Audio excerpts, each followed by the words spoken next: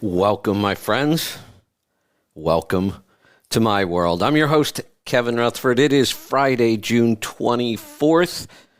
We are here live, and we've got a big day lined up for you. Coming up right here at the start, we're welcoming back a friend of the show in the tribe. That would be the Senior Product Manager from Garmin, Eric Miller. We'll be talking about a new product launch. I'm really excited about that. If you have questions about Garmin products as well, Eric has agreed to spend some time answering questions if you've got them. So if you have any questions about Garmin products, pick up the phone right now and join us. We'll get to you, 855-950-3835. The first hour is the Garmin launch and some free-for-all stuff, and second hour coming up at noon. I'll be joined by John and Joel for trucking technology and efficiency, and I think we're probably going to be carrying on the theme from Garmin because we have a couple things we're working on there as well. So pick up the phone if you want to join us. We are going to jump right in. Oh, by the way, the products are all, I just got a message from Aaron. Looks like the products are all on our homepage. I haven't even seen them yet. I'm going to go check it out now. There they are.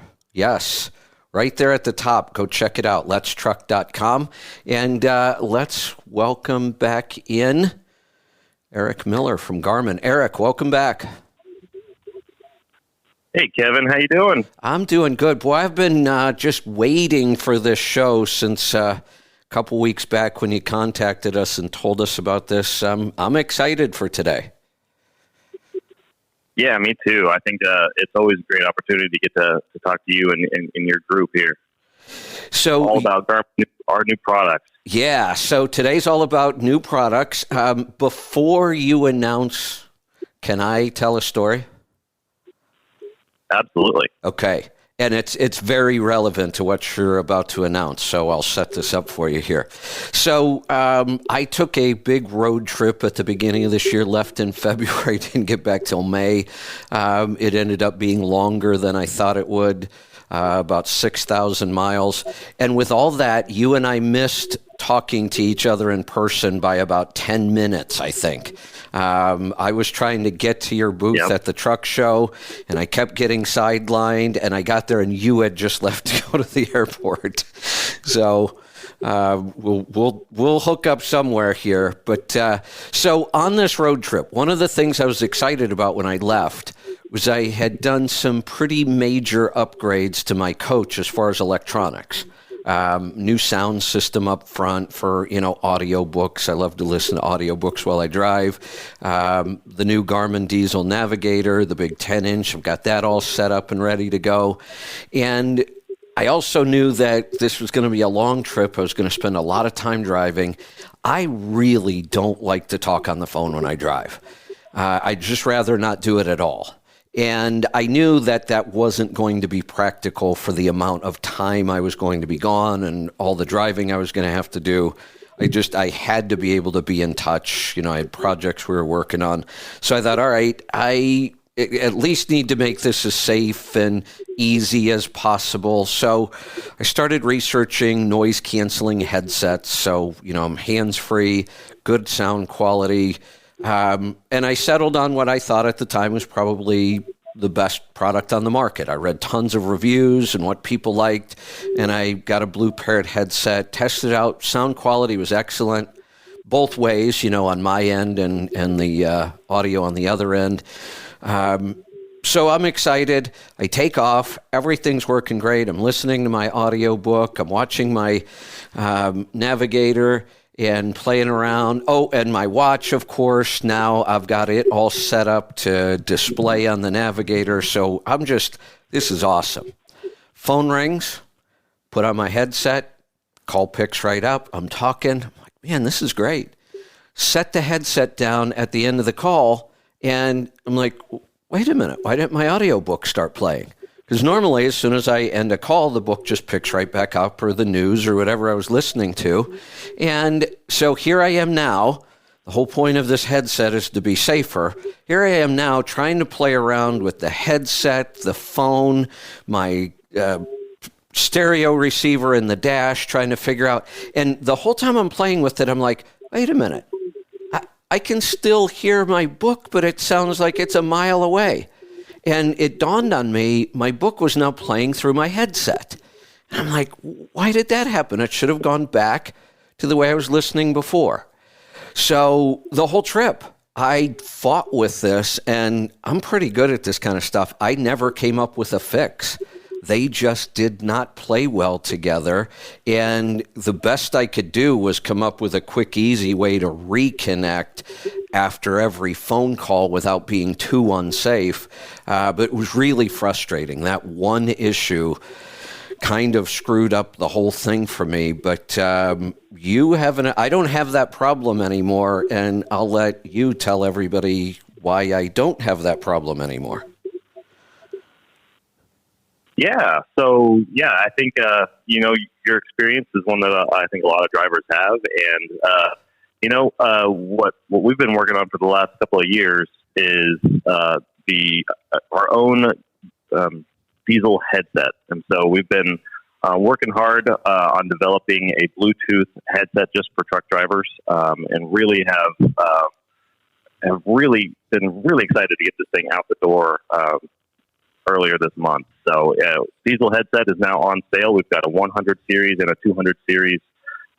Basically, the difference between the two is one has the ability to switch from it's a 2-in-1 headset, and so the 200 is a 2-in-1, so you can have it as a stereo headphones, or you can remove one of the ear cups and listen to it in a standard mono headset kind of state for driving. So we want drivers to use a single ear headset for while they're driving, and then when they're on breaks and they're at the truck stop, those kinds of things, that they can be listening to it in stereo mode and listen to their movies or whatever they want to do while they're on their break. So the Garmin Diesel headset, I'm actually talking to you on it right now. I've got it on my head, and that's how I'm having this conversation with you guys. And it's a great experience, I think, for truck drivers to be able to just have this thing paired right into the kind of diesel ecosystem. So the headset should solve your problems by being just plugged right into the diesel mobile app. And so the headset pairs to your diesel mobile app, which connects to your phone, and then all the kind of magic just happens from there, where it'll integrate right into the diesel ecosystem, where you can have hands-free calls will come to your headset, as well as notifications from your navigator. Audio prompts from your prompts will come from your navigator to your headset. You can also press the Garmin button on the headset and start talking to your navigator, saying, giving it voice commands to control where you might be wanting to go, and all those things. So it's a very very nice headset, a very premium headset for the trucking market. Yeah, I gotta say, it was the final piece for me. Like I say, I was so excited about how I had everything set up and working, and I thought I was going to transition from calls to going back to my audiobook, and it just didn't work. And I fought with it the whole 6,000 miles, and I was frustrated. And I got back and I thought, all right, I'm going to start over here now that I've got some time and see if I can fix this. And then the next day I know I get an email from you about this product. I got to tell you, you guys are really good at keeping things under wraps. I was shocked by this product. I had no idea. If you would have given me 10 guesses, I don't know if I would have come up with this or not. But I was so happy to see it. And then I was happy to see that I didn't have to do anything different. This just works now. I don't have that weird issue, and I don't know why I had it before. But these, 4 things now? It's so hard to watch, the GPS, the headset. We got so much going on, but It all plays together really, really well. So that was the first thing I was just really happy about. But I also have to say, and this doesn't surprise me, but for a first edition, especially, you guys knocked it out of the park. Quality, comfort. sound issues, the audio quality, the comfort wearing it, just the ease of use, the software, how well it plays with everything else. Congratulations to the team because they did an amazing job. They really did. I mean, it's our first, as Garmin, it's our very first headset that we've ever made. And we designed it from the ground up, all in-house, and really learned a lot on how to make headsets, how to make things comfortable. And I think we did it the Garmin way, which is just really, really focused on our customer. And our customer in this case is professional truck drivers. And we were just had that mindset the whole way through that this headset is for professional truck drivers, and it needs to be comfortable. You need to be able to wear it all day. It needs to just work really seamlessly. It needs to have really long battery life. We were able to achieve over 50 hours of continuous talk time, which is just is best in class. And so it's out there. We've got noise cancellation. I mean, we've put it all in there with the truck driver in mind. Yeah, you just brought up something else I wanted to go back and touch on. Do you guys have some sort of secret when it comes to battery technology? My watch, based on what settings, what things you turn on and off, my watch lasts like 28 days now on a charge. And it's probably going up because as much time as I spend out in the garden, on the solar version, the other one, 28 days. One of the problems I had, the watch that I was so excited about for all this stuff was the Apple Watch. I gave up on that thing early. You have to charge it every day. And it had some other pros. Much as I love Apple, I've had 2 Apple Watches and I finally just gave up on them. I absolutely love my Garmin watch. And the fact that you guys got 50 hours of talk time out of a headset like this is just incredible. Yeah, the team's that's just kind of in our DNA at Garmin, making things just work at a very, very low power, making sure that we're not wasted energy anywhere, and we're putting in the right battery sizes, and we've got the right battery suppliers and all those types of things. We work really, really hard to make sure that we are the best at battery life, especially in any of our wearable products. And obviously we were able to leverage, some of our wearable technology from the actual watches to, now this is a headset. It's a wearable for your head. So, we're able to leverage that capability and try to do that really, really smartly. So, yeah, that's definitely something that Garmin is very, very good at. Absolutely, and it certainly came out in this product as well. I don't think a lot of people realize how many niche markets and verticals that Garmin really has, and how deep they go into something like that. Like, you have watches and wearables for very specific things, for scuba divers and for triathletes, and the product becomes so unique, even though it might be a wearable, it looks just like another Garmin wearable, but their design and features are so specific to that. And the fact that you guys took on the trucking industry, something nobody else has ever really done this, and it just keeps getting better and better. And now with this launch, the specifics you've done with all the settings on the watch, the things we've worked on with you on the health side, I mean, this has really come together as just an amazing suite of products, and there really isn't anything else like it. Yeah, I think what we're doing is exactly like what you said. Our strategy overall is to find focused markets where we can really, really get to know the customer, really, really get to kind of create that relationship between the products and the customers. And that's my whole role. My whole role is to just be in the mindset of a truck driver and to understand the difficulties of being out on the road every day and try to really focus on coming up with products that will make their lives easier. And that's what we do. That's what Garmin does. We do it across the board. Like you said, we've got lots and lots of focus markets where we've got engineers and people like myself who are diving in and really trying to understand those focused customers and trying to make sure that we're providing products that nobody else can provide. Absolutely. Hey, today is really good timing. This was a perfect day for you and I to get together on this. One of the shows we do on Friday, we call it Trucking Technology and Efficiency, and I have two co-hosts that join me. And one of them, just an owner-operator, part of a family trucking company, been driving forever.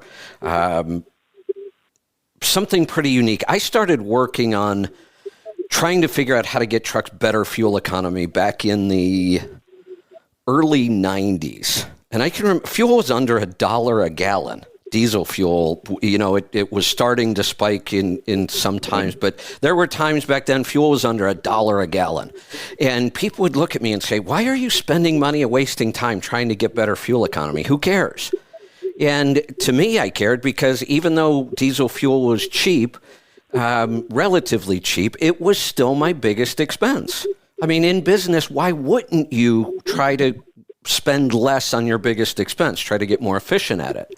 And I felt like I was the only one who really cared. Well, it turns out Joel, who is one of my co-hosts on this show, he was doing the same thing. I didn't know it. He didn't know me. I didn't know him. But both of us have been working on this for a couple decades. My other co-host, who now has his own company, is kind of a race engineer. He travels around and helps race teams. So, but he also got a really early start in the trucking industry, so he really understands, the fuel and the truck side of it. And there's a lot of correlation between what they try to do on a racetrack, try to get, one more second shaved off their time. All of those things really translate to also being more efficient, using less fuel. And and the big difference in racing is they have more money than, that's a rich man's sport, and they spend incredible amounts of money to get one more second. So we're able to learn a lot from that. And so it's one of my favorite segments on the show. The reason I'm telling you this is because there's two tie-ins here. We have been working on a project for a while. It's not even an official project yet, but I think we're getting close to kind of making it official and putting some structure around it. We've been talking about this issue in trucking where we have a real conflict. We pay drivers by the mile, and what that means for them is the only real way for them to make more money is to drive more miles. Because you're limited on how many hours you can drive, the only way to get more miles is to drive faster. So when you look at a trucking company, their number one and number two costs are driver wages and fuel. And they flip back and forth. If fuel price goes under about $4 a gallon, then wages become the biggest cost. When fuel goes over $4 a gallon, sound familiar, like now at $5.80 or so, then fuel becomes the number one cost. But our system of paying drivers puts our two biggest costs in conflict with each other. The best way to get better fuel economy on a truck is just slow it down. It's just physics. And yet, if you slow down trucks, then drivers are mad because that eats into their pay. And this is a struggle, and I've often thought, why don't we fix this? Why don't they? And Joel and John are on board, and we get this, and there's so many benefits to getting drivers to slow down. But if you pay them by the hour, that's going to be a big incentive. If we paid drivers by the hour and they weren't in such a hurry all the time, safety would go up. We'd use less fuel. We would pollute less. There's so many benefits if we could figure out a way to get the industry to start moving in this direction. So we sat down and we said, okay, let's try to quantify all of the benefits. Quantifying the fuel savings is easy. We've been doing it for decades. We know all the numbers. We also, and Joel's been a big part of this, started quantifying maintenance savings. When you slow a truck down, let things wear out slower, they break less often. So we're starting to put numbers to that and quantifying that. So we're looking at, now safety is a big issue. Can we quantify that safety number? How much money will we save if we can slow drivers down and have fewer accidents? Then there was another one we were looking at, and I've been looking at it for years and talking about it, but we could never quantify it. And that's when you drive faster, you're under more stress. And I often thought, and I slowed down. During my driving career, I drove 57 miles an hour. Fuel's cheap, expensive, didn't matter. I drove 57 miles an hour. And I would try to tell people, look, this is so much more relaxing, so much less stressful. And now we have a way of measuring this. Joel, we just gave Joel a watch about a week ago or so, and I'm sure he's going to talk about it today. I think he's really excited about it too. Joel is like a data nerd, and he's looking at this watch while he's driving, and we're trying to quantify this, driver health issue. And now it's all starting to come together. Like I said, I think we're going to start to put some framework around this project and, try to come up with a way to help move the industry towards, a different pay scale where the driver's time is accounted for and we're not always making that driver feel like he's just rushed and he's got to go to make any money.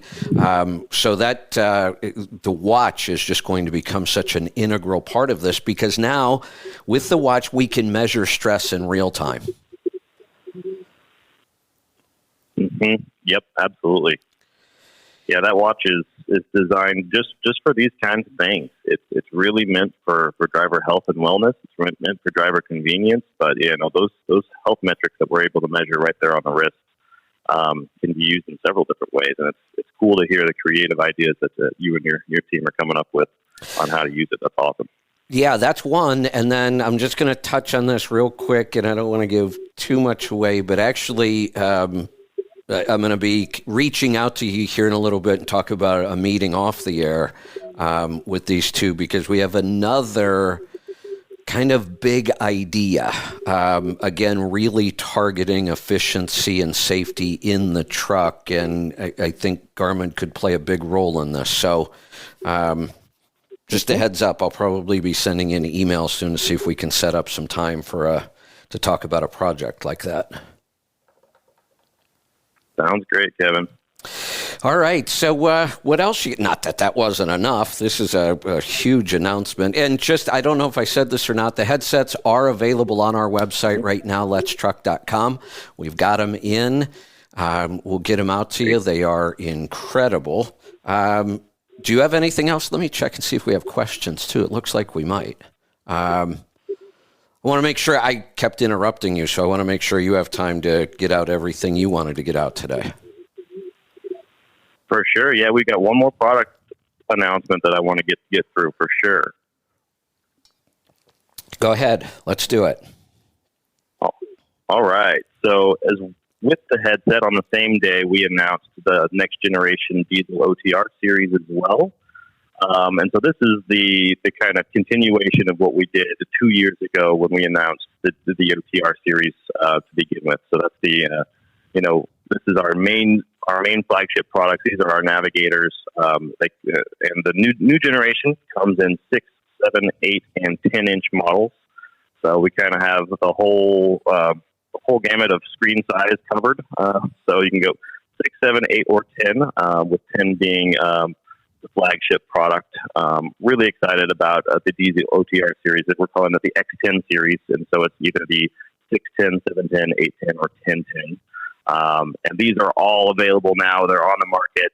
You can get them anywhere you want to get them. And so really excited about what these products are going to bring. We kind of have kept the things that we did really well with the original OTR series. We've been very pleased and feel like the drivers have really appreciated all of our mounting solutions.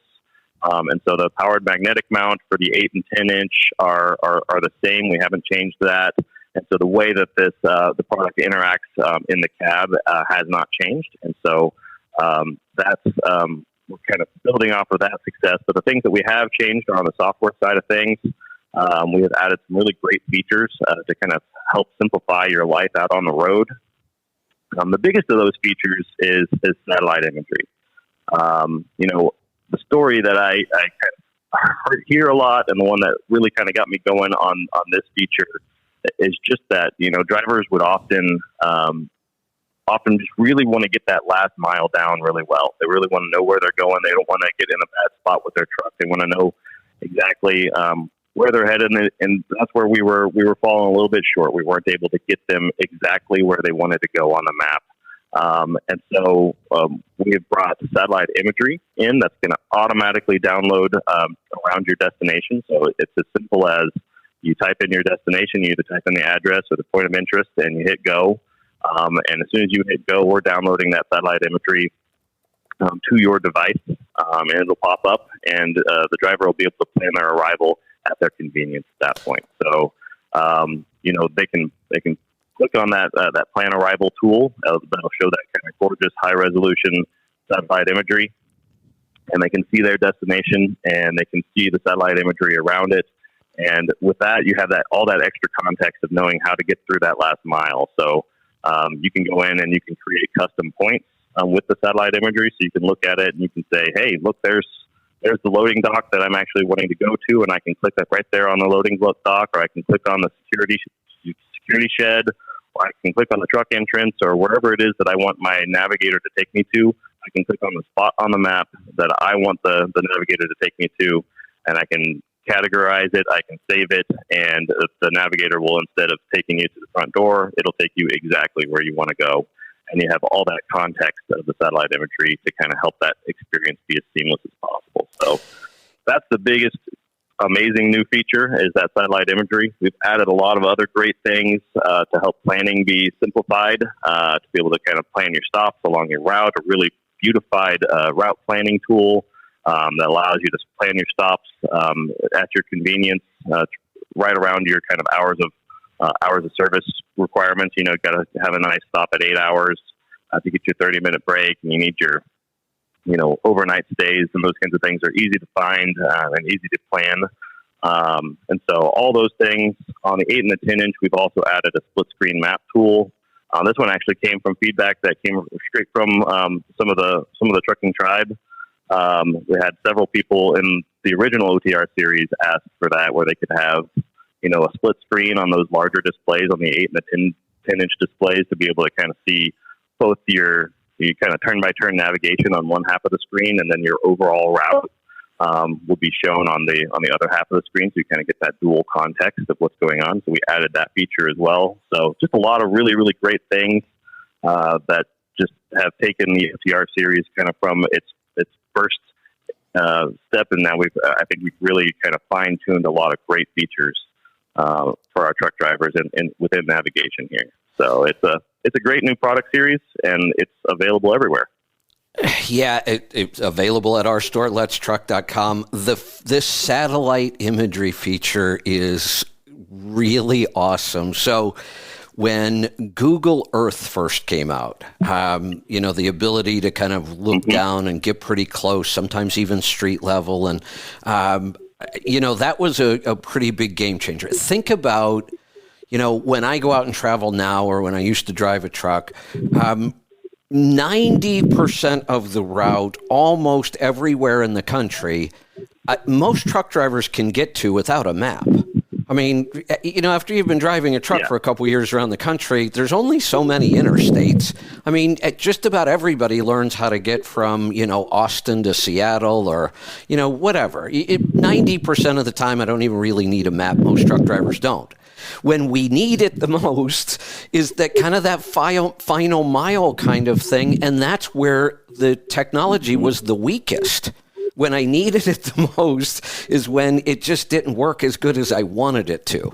And especially in a truck. If I'm in a car, get me close to the building and I'm going to be fine. In a truck, get me close to the building, but the dock is on the other side and there's a, 11-foot bridge in between. How did I get here, and how do I get to where I need to be? And it's so frustrating. For me, when I travel in the coach and I take my trailer with me, I'm the same length as a truck. I'm 73 feet long, and I'm going into RV parks and places that were never designed for vehicles that big. So I started using Google Earth. First I'd go plan my route, then I'd set up my GPS, and then I'd go, okay, that last 500 feet is the most important. And I'd go open another app and try to look at it and figure out, okay, now I got to go back and make adjustments. So the ability now to do this all right within the GPS itself is just incredible. That was a game changer for me. I mean, that's going to save me a ton of time when I plan my stops every day. Yeah, that's the story that I heard time and time again talking to drivers. It's just that, they love the Garmin experience. They love the navigation experience. They use it all the time. But at the very end, they would get to that last mile and they would stop. They'd pull over and they'd pull out their phone and they'd pull out Google satellite imagery so that they could get the satellite imagery in their heads and know exactly where they want to go. And it's like, well, no, we don't need them doing that. Why don't we just bring the satellite imagery to you on the nice, gorgeous 10-inch display that's right there in front of them already, and then integrate that in with their navigation experience so they can go exactly where they want to go. And I think that's a great story, and I think that's hopefully going to really make drivers' lives a lot easier with this feature going forward. Hey, I just checked.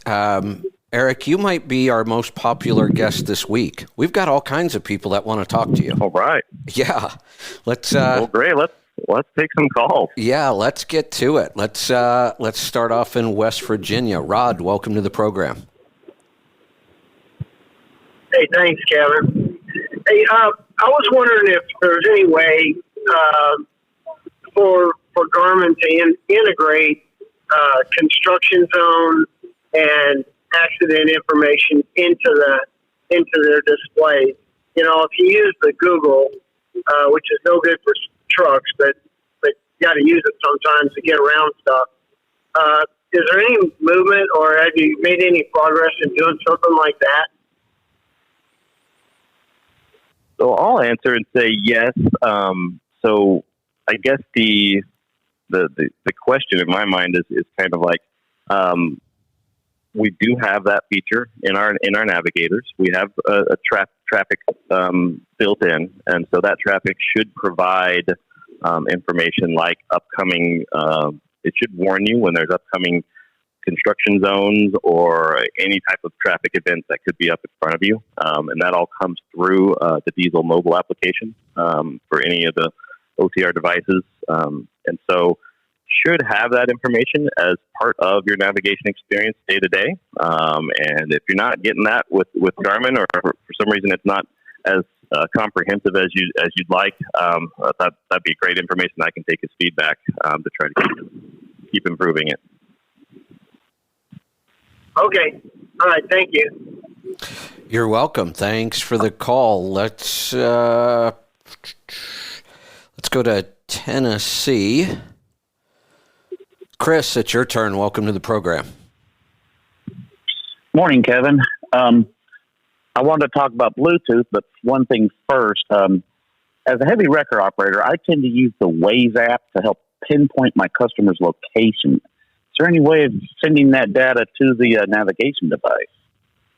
Because Waze will get you in trouble since you're in a big rig instead of a car.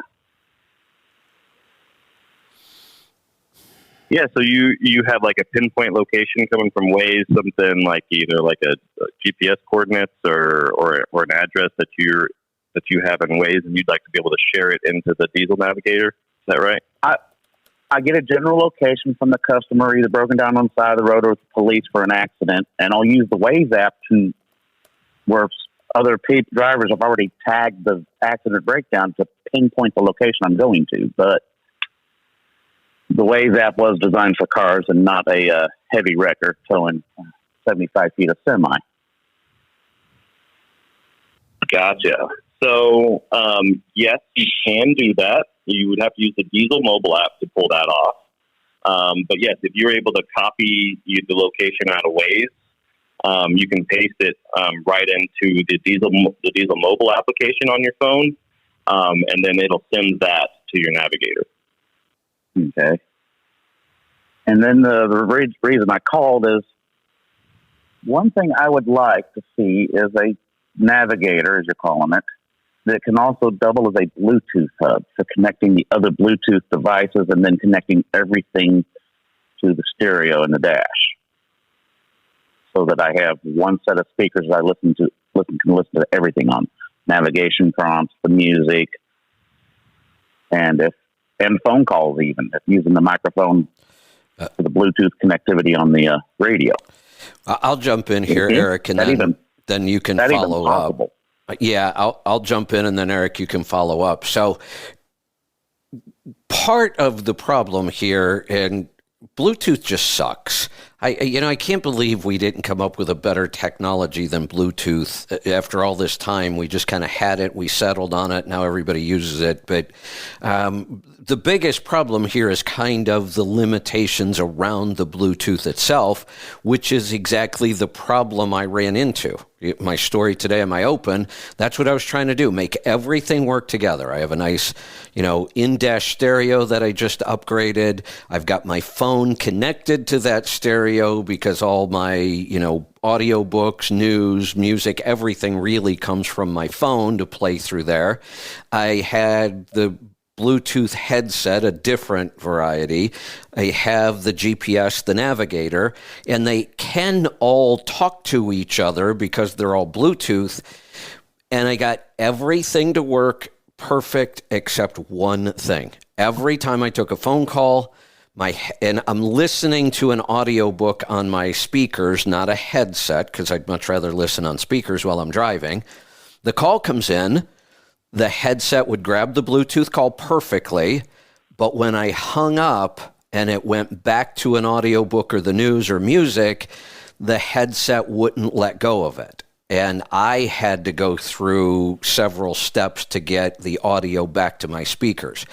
That went away with the Garmin, and I think it's because it's Garmin everything now, because I couldn't figure out why it was working that way before, but it's not doing that anymore. So we still have all the limitations of Bluetooth, but by far, this is the best setup I've been able to put together with the fewest amount of Bluetooth issues. But you're having to use the headset to make that happen? It was the when I was using a different brand of headset, that was where the problem would come in. When I'd end the call, the headset wasn't letting go of the audio.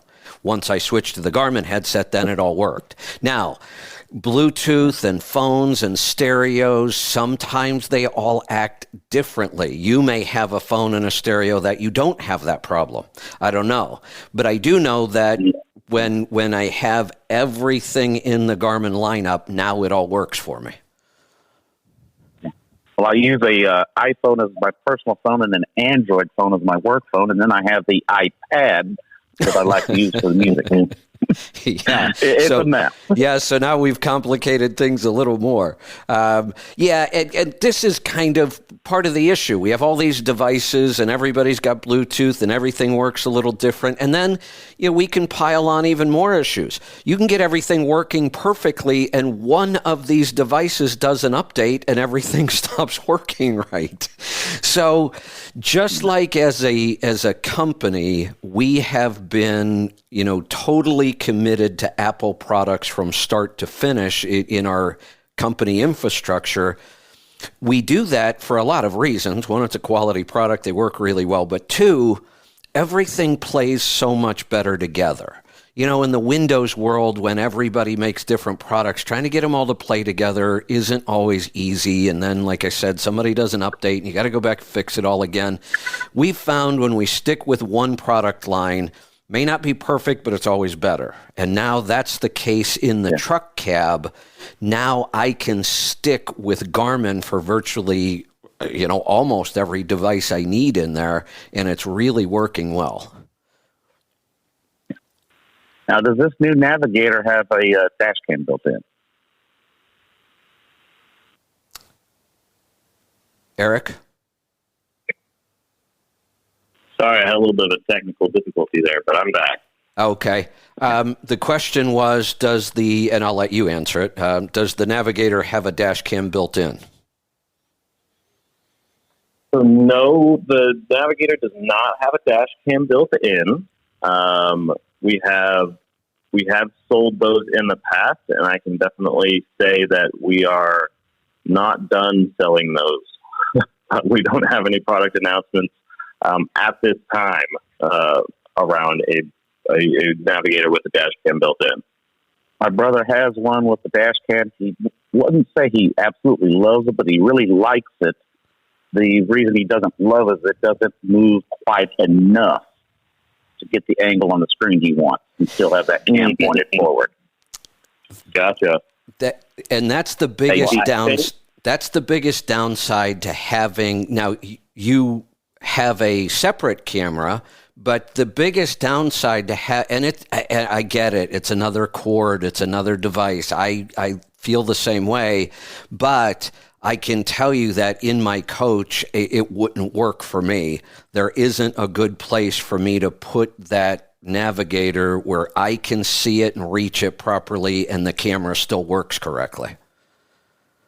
That'd be my issue. Maybe a detachable camera that you can then connect it to the Navigator with a cable. Yes, and we can do that. Absolutely. We can do that today. So there's we sell dash cams, independent dash cams. Anything you want from a dash cam perspective, we've got a product for from a low end product that's like we sell like 129 up to the full like high res crazy field of view type of dash cam solution. So we've got a whole suite of dash cam solutions out there. And the great thing with those, if you have one of the 8 or the 10 inch products, so the 8 and the 10 have the powered magnetic mount. And that powered magnetic mount does have a USB port in it that you can power a dash cam from. What is that powered magnetic mount? This show's the first I've heard of it. Powered magnetic mount is for the 8 and the 10 inch Navigators. So the OTR 800, 810, or 1010 products. It's just the mount that the display mounts to. So the suction cup will go to this powered little hockey puck looking thing, and then it's got strong magnets in it that you can just throw your tablet, and it'll just magnet right to there, and that's where it's going to get its power and stays mounted for you. But it's easy to pull up and down off of the dash via the magnet. I'll tell you Okay. that so may still use a suction cup. That may seem like a little thing.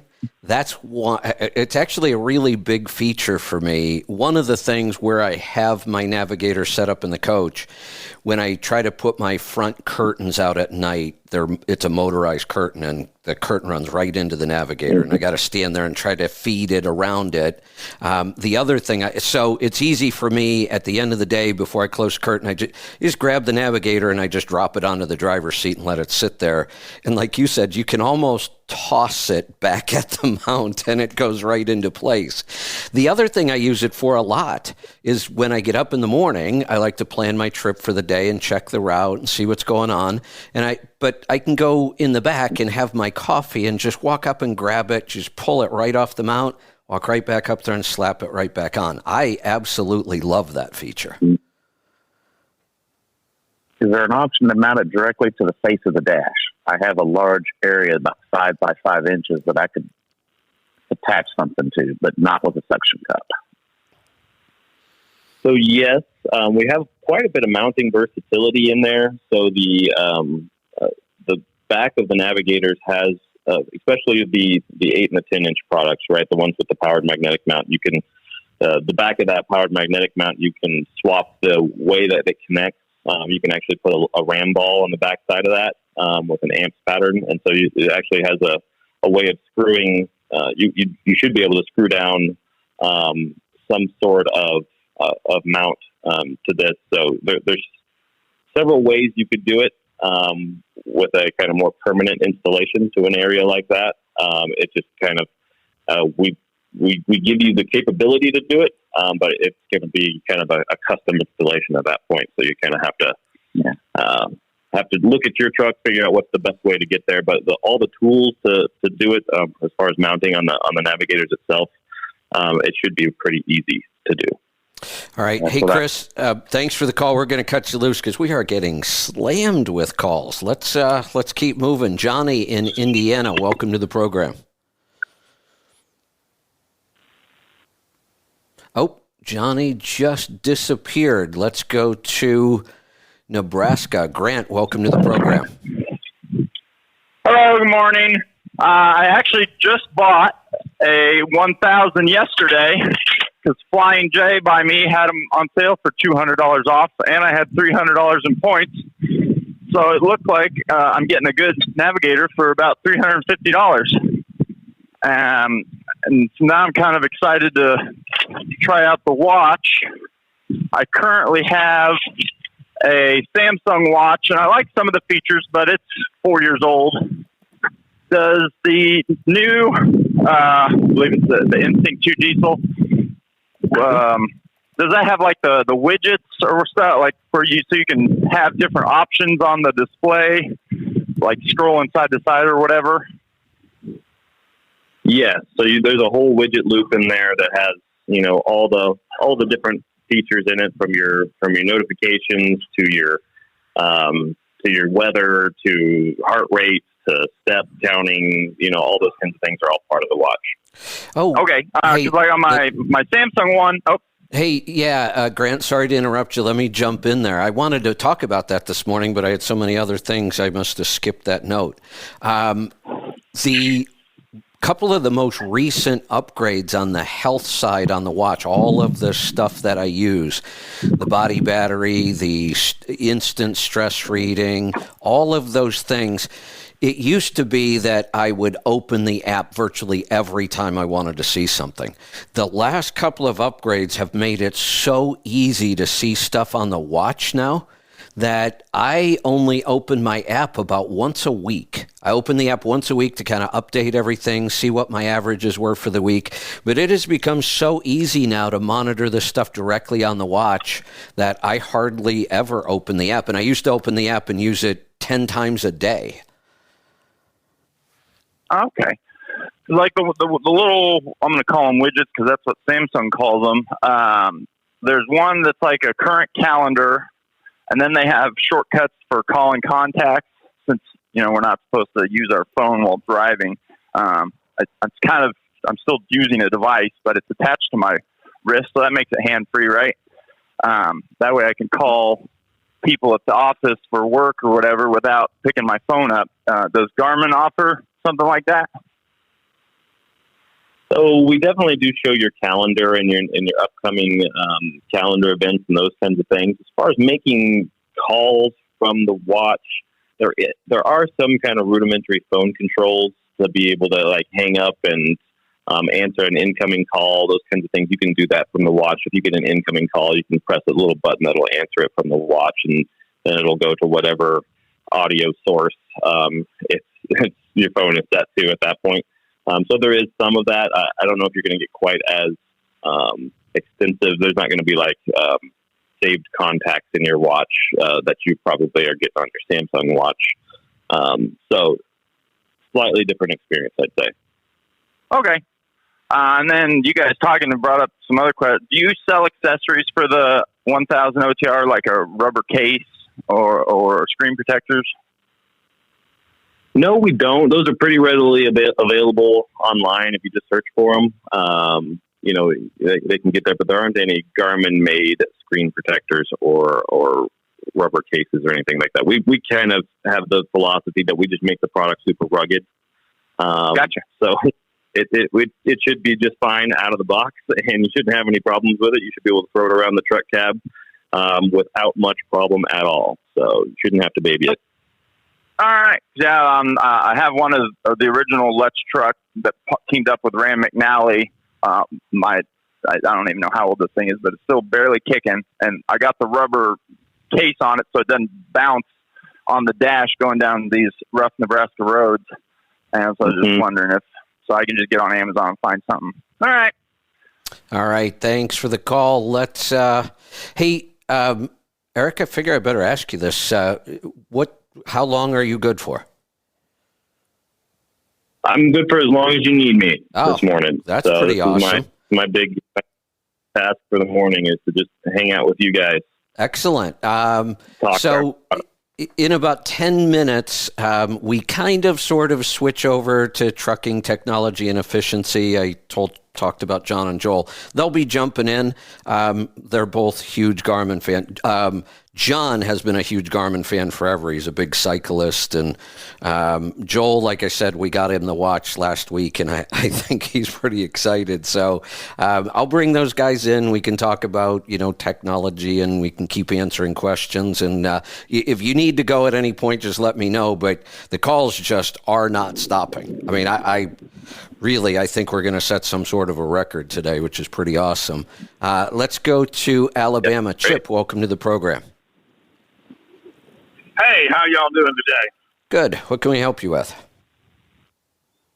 Yeah, I wanted to ask about the Garmin. I'm a big fan. I've used Garmin for a long time, and I've got the Diesel 1000.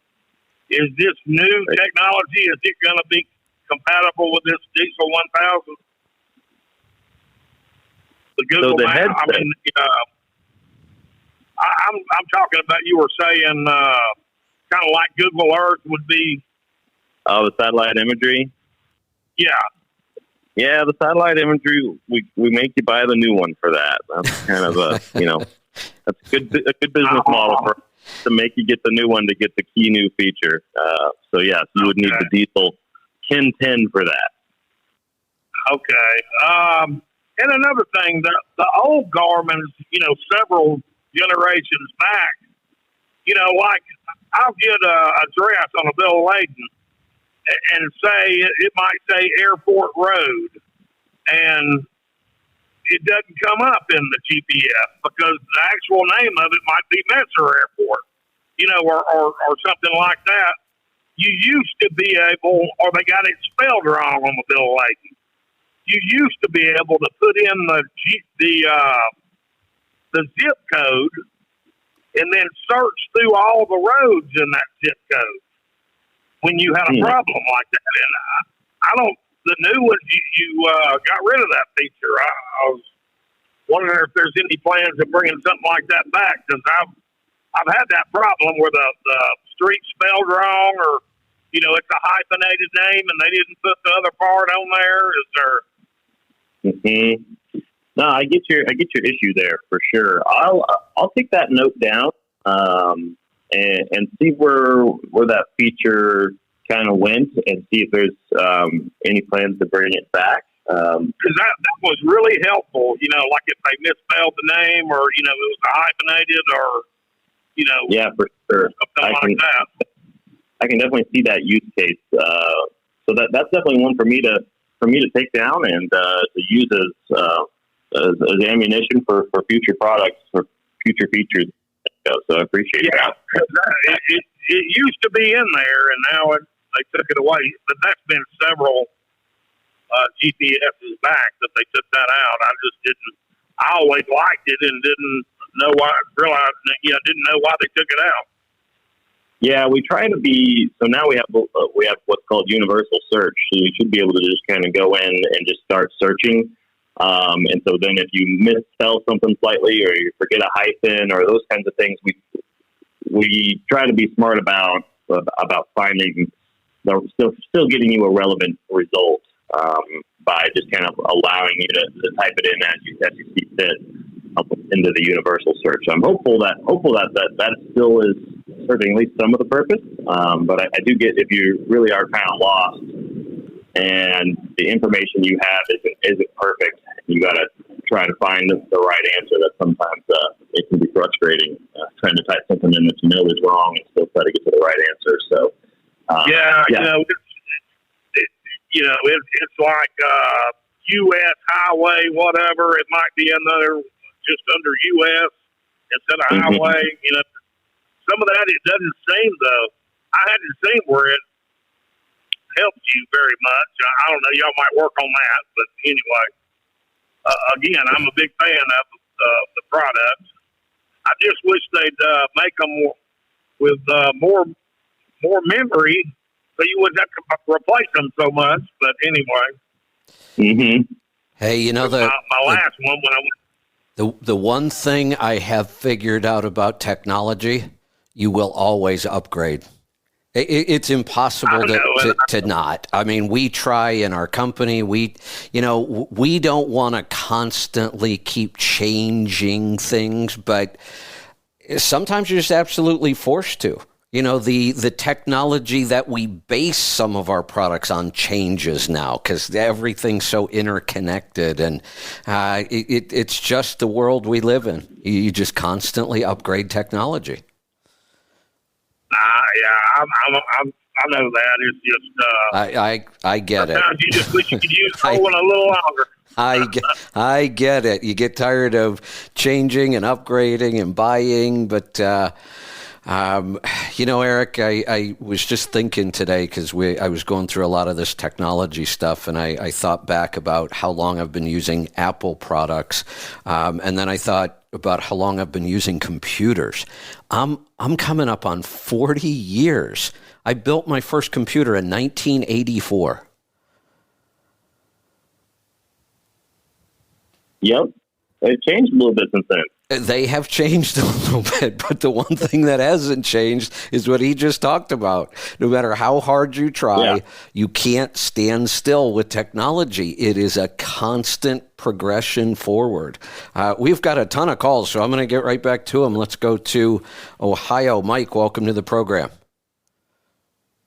Hey, Kevin, good to talk to you. I just purchased that a new, I guess not a Navigator, but I guess it's a Diesel 10 or the 8, whichever one it is that I got. And the issue I've got with it is when I receive a call from someone, I guess it's because, like you're talking about earlier on the headset issue, that the Navigator or the Diesel 10 will take over the call, and I'll have to sit there and go back and forth on my Apple phone to get it to stay on my headset. So I guess I got to do that. But the issue also I have with it, go ahead. Oh, I can fix that problem for you. If you go into the settings, the Bluetooth settings on your device, and you just click on where your phone is listed in the Bluetooth settings, your phone will be listed there. If you click on there's a little gear sitting next to it. If you click on that, then you'll see some pop up. One of those options is hands-free, and you're going to want to uncheck. You want to uncheck hands-free on the Diesel device so that it won't take over the calls. Okay, yeah. Then the phone audio will never go to the Diesel if you uncheck that. Right. Okay. And I'm kind of upset because, like I said, I just got this unit not a month ago from this Let's Truck store, and so I don't have the new thing. But the other issue I have is I put in addresses, and I've got a separate issue on the navigation because I'll put in the full address, and it'll go to load it up, and then the screen will go into like the buffering, and then it'll just goes back to whatever and says I didn't put anything in it. Have you? You know what would cause that? Have you done all the upgrades? I just got it. Well, like I said, and I don't mean upgrade. I'm sorry. I'm sorry, that's the wrong word. Update. You know, one of the things a lot of people. I've updated. Okay. I was going to say, most of the time when you take a product out of the box, almost all technology products should be updated that day. You got to remember that stuff's probably been in the supply chain for months. And one of the first things I do when I get a new product is go see if there are any updates to it right away. Software updates, what I'm talking about. Yeah, I've updated it twice since I've had it, actually. Okay. Eric, any ideas on that one? And yeah, so it sounds like you're typing in an address and it's not finding it. It's just kind of spinning forever and not finding.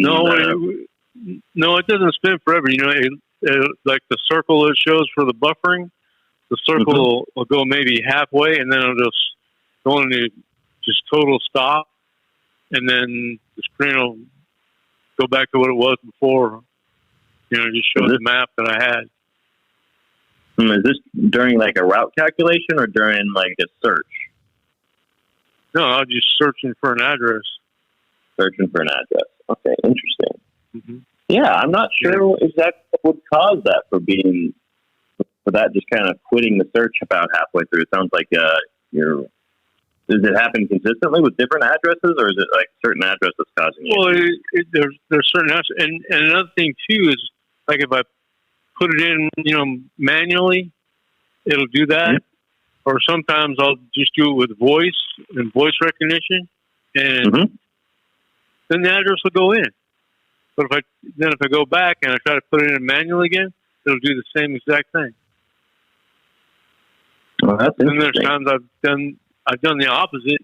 I try to put it in, with voice, and it'll show on there, but then it'll do the same thing and go back. But then when I manually put it in, it'll go in. It's like, okay, what's going on here? Yeah, I would definitely. I would recommend if you keep running into that issue fairly consistently, it might be worth a call to Garmin customer support at that point, and just make sure that your product is working the way it's supposed to. They should be able to walk through making sure that everything's updated the way it should be, and that they should be able to kind of reproduce the issue on their side as well. If you're able to walk them through what you're doing, and so we've got a great customer support. Definitely give them a shout out. They do awesome work. We have a lot of products, and so they should be able to take care of you. Yeah. The whole reason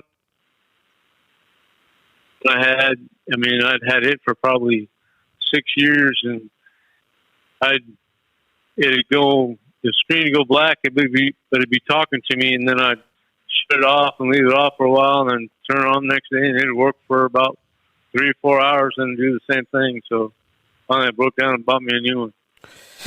There you go. All right. Thanks for the call. Yeah. We've got a bunch to get through. We're going to move a little quicker through the calls because we have a lot of them. Let's go to Kentucky. Joe, welcome to the program. I'm also going to be bringing in John and Joel after this call because I see they're up on the board. Joe, welcome. Yes, sir. Yeah. A question for Eric regarding the weight restrictions or perceived restrictions within the mapping software. I run somewhat heavy, 120,000 on 7 axles, so I change my profiles quite frequently on the device. And it seems I'm sorted one of two ways. Either it thinks there's a weight restriction on a route that I absolutely know there is none, and it routes you 100 or 80 miles around, avoid, or it thinks, based probably on proximity points, that an adjoining road close to your route is making the avoidance, making you go around. Kevin relates that in Pennsylvania, western Pennsylvania we go to, or Holland Steel around the area, and a lot of little roads over there that do have restrictions, but it wants you to go quite a ways around just to get to the place that you know you can go to. So, didn't know if there's anything in the works that could address that. For sure, that is something that I've heard that story pretty significantly. Where our truck routing that's based off the vehicle profile just isn't always perfect, or that you guys will, or there'll be something in our database that's not perfect. Like there'll be some bridge or some overpass that just doesn't have the right data in it, and you guys know that you can drive on it, and we think that you can't. And so that's something that we are very, very aggressive about working with. If we get that feedback coming from drivers, there is a way to provide specific feedback. Like if there's really a specific place on the map or a specific bridge or specific overpass that is causing you headaches, something that you drive through consistently, there is a way to report those map errors into Garmin via our customer support or our website. And we very aggressively work with our map suppliers to get those resolved as quickly as possible. Okay. I didn't know if there's a way to add a function in the device itself to where you could note a discrepancy in the routing, or maybe that's something you could entertain in the future. Yeah, that is something I've considered quite a bit. I do think we've got some things in mind for future generations that could really make that a lot better for you guys. So I do plan on making it better. Just don't have it in there just yet. All right. Well, I appreciate it. All right, thanks for the call. All right, I'm just going to bring John and Joel in all at the same time so all four of us can talk over each other now. Eric, we've got John Walco and Joel Morrow with us for Trucking Technology and Efficiency, and I thought we'd just run the two shows together today because it's really what we're talking about right now, all kinds of great trucking technology. So, John, you're first up on the board. Welcome back. Hi, Kevin. Sorry I missed you guys last week. I was in the central time zone, and I had my times mixed up when I thought I could make it on, and then I realized we had a session exactly. Hey, John, I have no idea what's going on, but I'm pretty sure we need to send you a new Garmin headset because I can't understand you right now. Hold on, let me get off my. How's that? Oh, yeah. Hey, Kevin. Yeah. I think I'm breaking up too. I think I need a headset also. Yeah, you guys are sounding bad. I'm going to talk to the warehouse today and get some headsets sent out to you Am I better guys. now? You can send me one, yeah. And Todd, while the Garmin guys are on, tell Lisa to get me that price on that bicycle computer, or tell them I'm going to buy a Hammerhead instead. So, yeah. All right, we'll work on that. We'll work on that. All right. So, hey, Joel, you sound a little excited about your watch. Oh wow, this is awesome. This is a potential game changer as far as I'm concerned. So my thoughts on hours of service, and we're regulated by the hour, paid by the mile. I think that's a disaster waiting to happen. We talk about slowing down and all the benefits it brings, and hours of service in my mind is a very static solution, chiseled in stone. You have so many hours, and that's it. So we look at quality of sleep, and we look at our body battery. How cool would it be to say, okay, I got X amount of sleep and my body battery is this, I get an extra 2 hours to drive today. That's pretty that awesome. Would be just freaking awesome.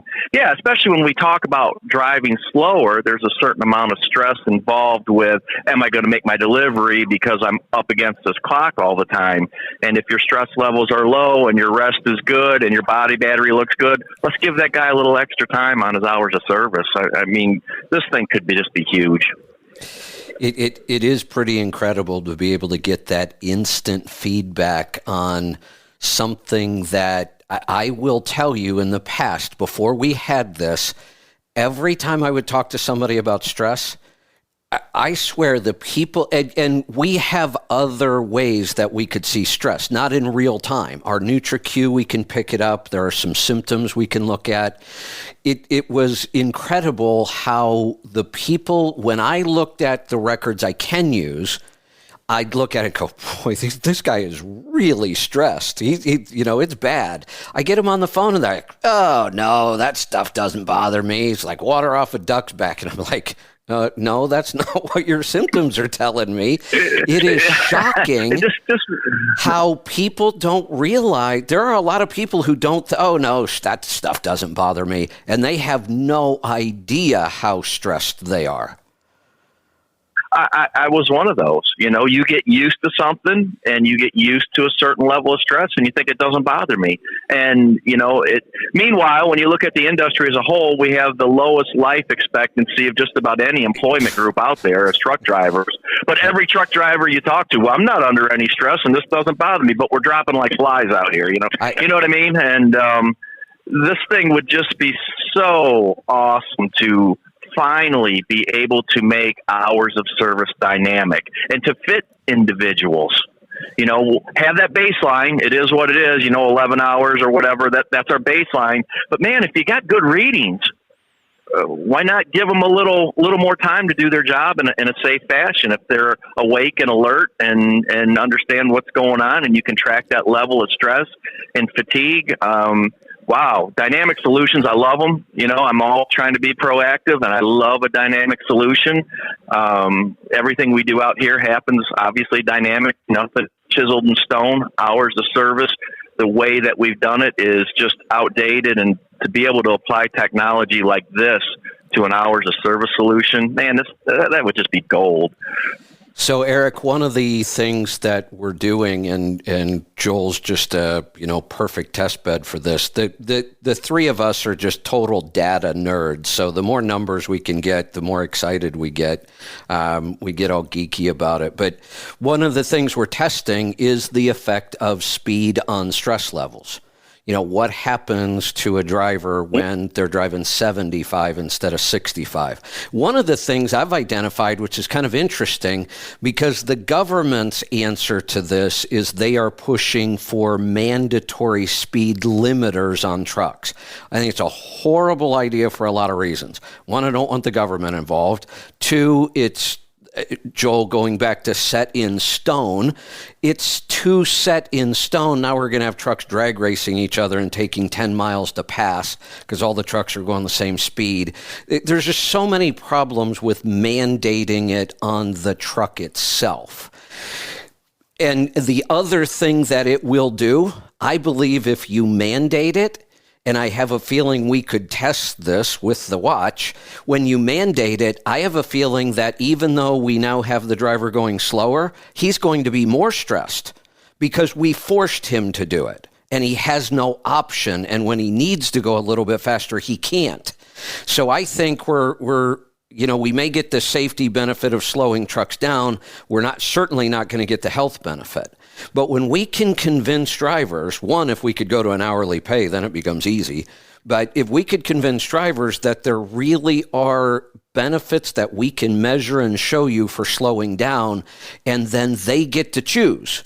Do you want these benefits? Slow down, you get them. If you don't slow down.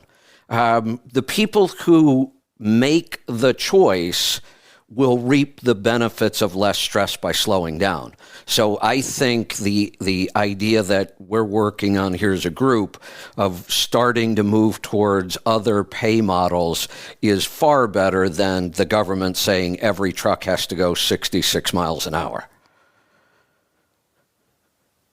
I agree. And, I think being able to work on an individual basis just to see, how well did he sleep? How alert is that driver? How likely is he to be alert during the rest of the day? And then allowing that, man, if you could tie that to like your hours of service somehow and say, okay, he scored this, this, and this, he gets an extra 2 hours to drive today, or he gets an extra hour, whatever that number is, however you would set that. I think that makes all kinds of sense because not everybody's the same.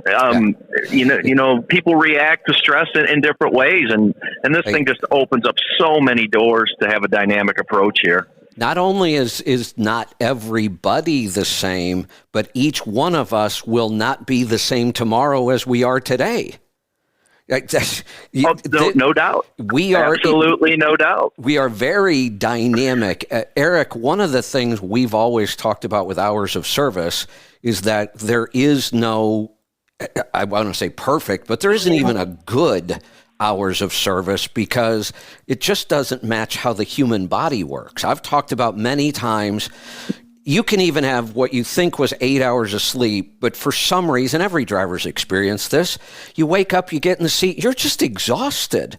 All I want to do is pull over and take a nap. And the hours of service really fight against that. But there are other times where I've been going for 12 or 14 hours and I still feel incredible. And I know I'm safe, but I can't drive more because those hours of service say I can't. Now I can wake up and look at my stress levels and body battery and know exactly how I'm going to feel before I even get in the seat. It's that accurate for me that I know how I'm going to feel. I've used this with my dispatch already. I've called them and said, hey, my body battery's run a little bit low. Don't be surprised if I need to pull over or something today. And just yesterday, I had a good night's sleep and my body battery looked good. And so I just flipped it over to dispatch and said, hey, man, I'm good to go today. We can push things. Load so me up. Just, really, really cool. Yeah. Eric, what do you think? I think that's all great. I mean, like you guys are talking about being data nerds. Obviously, Garmin is just a company full of a bunch of data nerds. We love that stuff. We feed on it, and it's really cool to hear how something like this, how the product could be used in a way that could really benefit drivers in such a dynamic and data driven way. I think that's really cool. So you guys keep it up. I think that's all. And certainly, that health benefit and the efficiency benefit to the driver is important. But, the other thing, and the trucking industry can use all the good PR it can get, we're also talking about making the road safer for the public. Using real data instead of hard locked in numbers to tell a driver when he can drive and not drive. And look, I don't see anybody making any major changes to hours of service anytime soon, but we've had these goofy rules around for 80 years and nobody's ever even tried to come up with a better way. So I think that we've got a lot of pieces here. We have a lot of connections. We've got the technology. We've got the knowledge. If anybody could change this, maybe it's us. So I'm pretty excited about this. And then I'm sure John's just chomping at the bit back there because he's got all kinds of crazy ideas too. So, well, first, can you hear me now? I can. You sound much better. Okay, I got rid of my headset I had on, and I'm just talking to my phone now. I actually had some new earbuds that actually sound fantastic for listening to music, but I guess they're not so good for talking on the phone. Yeah, so the whole thing, and the opposite too, guys. I mean, it's like Joel said, his body battery was low, but what if some of these drivers, and I hate to see someone cause more stress in their life, but maybe they ought to not be on the road, but what if you're having some troubles at home and something else, you didn't get rest on your reset, and your body battery shit when you start? I mean, that's, keep that guy off the road. It's, I had that scenario happen. My mom's got some memory issues. I was dealing with her the day before I went out. I started with a very low body battery. So just for myself, I knew that it was low. So I kind of limited the speed myself. I didn't want to be pushing this thing 72, 73 mile an hour down the highway, knowing that I'm starting with this low body battery and understanding that maybe I'm not as alert, I'm not maybe bringing my A game possibly because I'm starting low. So that is just absolutely a game changer to me. You absolutely know before you get behind the wheel what you should be aware of and what you should be looking for. And a lot of times, a guy may jump behind the wheel not understanding how that stress has impacted him, because if you can't measure it, you really can't judge what's going on. Now you can measure everything. You start to understand what kind of foods I eat, how it impacts my sleep, the stress the day before. Maybe I was in bad weather all day long. How did that impact my sleep? Now what's my body battery look like? I mean, this is huge. It really is for a driver. Yeah. Yeah, it's awesome. But hey, I'll throw my little idea out here now. I'd like to have another conversation with Eric about it at some point. But with the information available, and with your not just the watches, but your nav equipment and the ELD, and that's pulling information from the 1939 from the truck. So we've got all the CAN network info, and we can pull fuel mileage off of that. And particularly our guys keep that stuff calibrated well enough that it's accurate. I would love to do an app or some sort of leaderboard, much like Strava, where we do it based upon fuel mileage, and you define lanes, and we could gamify getting better fuel mileage and have a leaderboard, much like Kevin does on his fuel gauges thing, but to another level. And we could add stress and biometrics into that as well, just like you do on Strava with your heart rate and so forth. It could be a really cool little app and a little way to incentivize people to just within themselves to motivate themselves to do better fuel mileage and so forth, and have better numbers, on their stress as well. That's just some idea I've been kicking around for a while, and it could work. We could have a netted portion where you do the pen and paper in case the info from the truck is not completely accurate, where you could enter your fuel receipts and your mileage and so forth, shall we say, and get the accuracy there. But it's something I've been wanting to do for quite a while, and you seem to have all the equipment to do it, and the integrations, because my Garmin watch, every time I do a hike or a bike or a run or whatever, it's straight on my Strava. And I live for that shit. And I don't know why anyone else wouldn't. If you're a driver out there making money, you could look at that thing and say, hey man, let's get that fuel mileage in that lane. We could define lanes or have them define lanes, and you could do that and have a leaderboard for each lane and so forth. That's just something I've been really wanting to do. Yeah, so you get rated on fuel economy, you get bonus points for keeping your stress levels low while getting good fuel economy. Absolutely, yeah. Yeah, you can work it all together. Yeah. Hey, Eric, not to put you on the spot or anything, but what do you think? Man, I think these are great fun ideas. I mean, that you guys live this life day in and day out, and that's the information that's super valuable to me, is to know, what gets you going, what would be exciting, what would be, I looked at, gamification kind of features in the past, because just mobile apps just do that so often. Navigation apps do that. There's just aspects of that are exciting to people. Obviously, Garmin is successful in it in the Garmin Connect world with with runners and with cyclists and those kinds of things. We've done that in the past. So I've looked at bringing it to the professional driving market. It's just a matter of what's the right thing, what's the right features, what's the things that you could add leaderboards to or add gamification to that would be motivating enough. And it does sound like, things like fuel economy and low stress levels and those kinds of things could all be data metrics that you could do that with, and then turning it into a leaderboard and doing it based off of shipping lane or location or all those kinds of things. That all sounds really cool to me. And you're absolutely right. It's not something that we obviously have all the pieces of the puzzle necessary to do that. So. And John, your idea of, we might need to use pen and paper just to, verify the accuracy.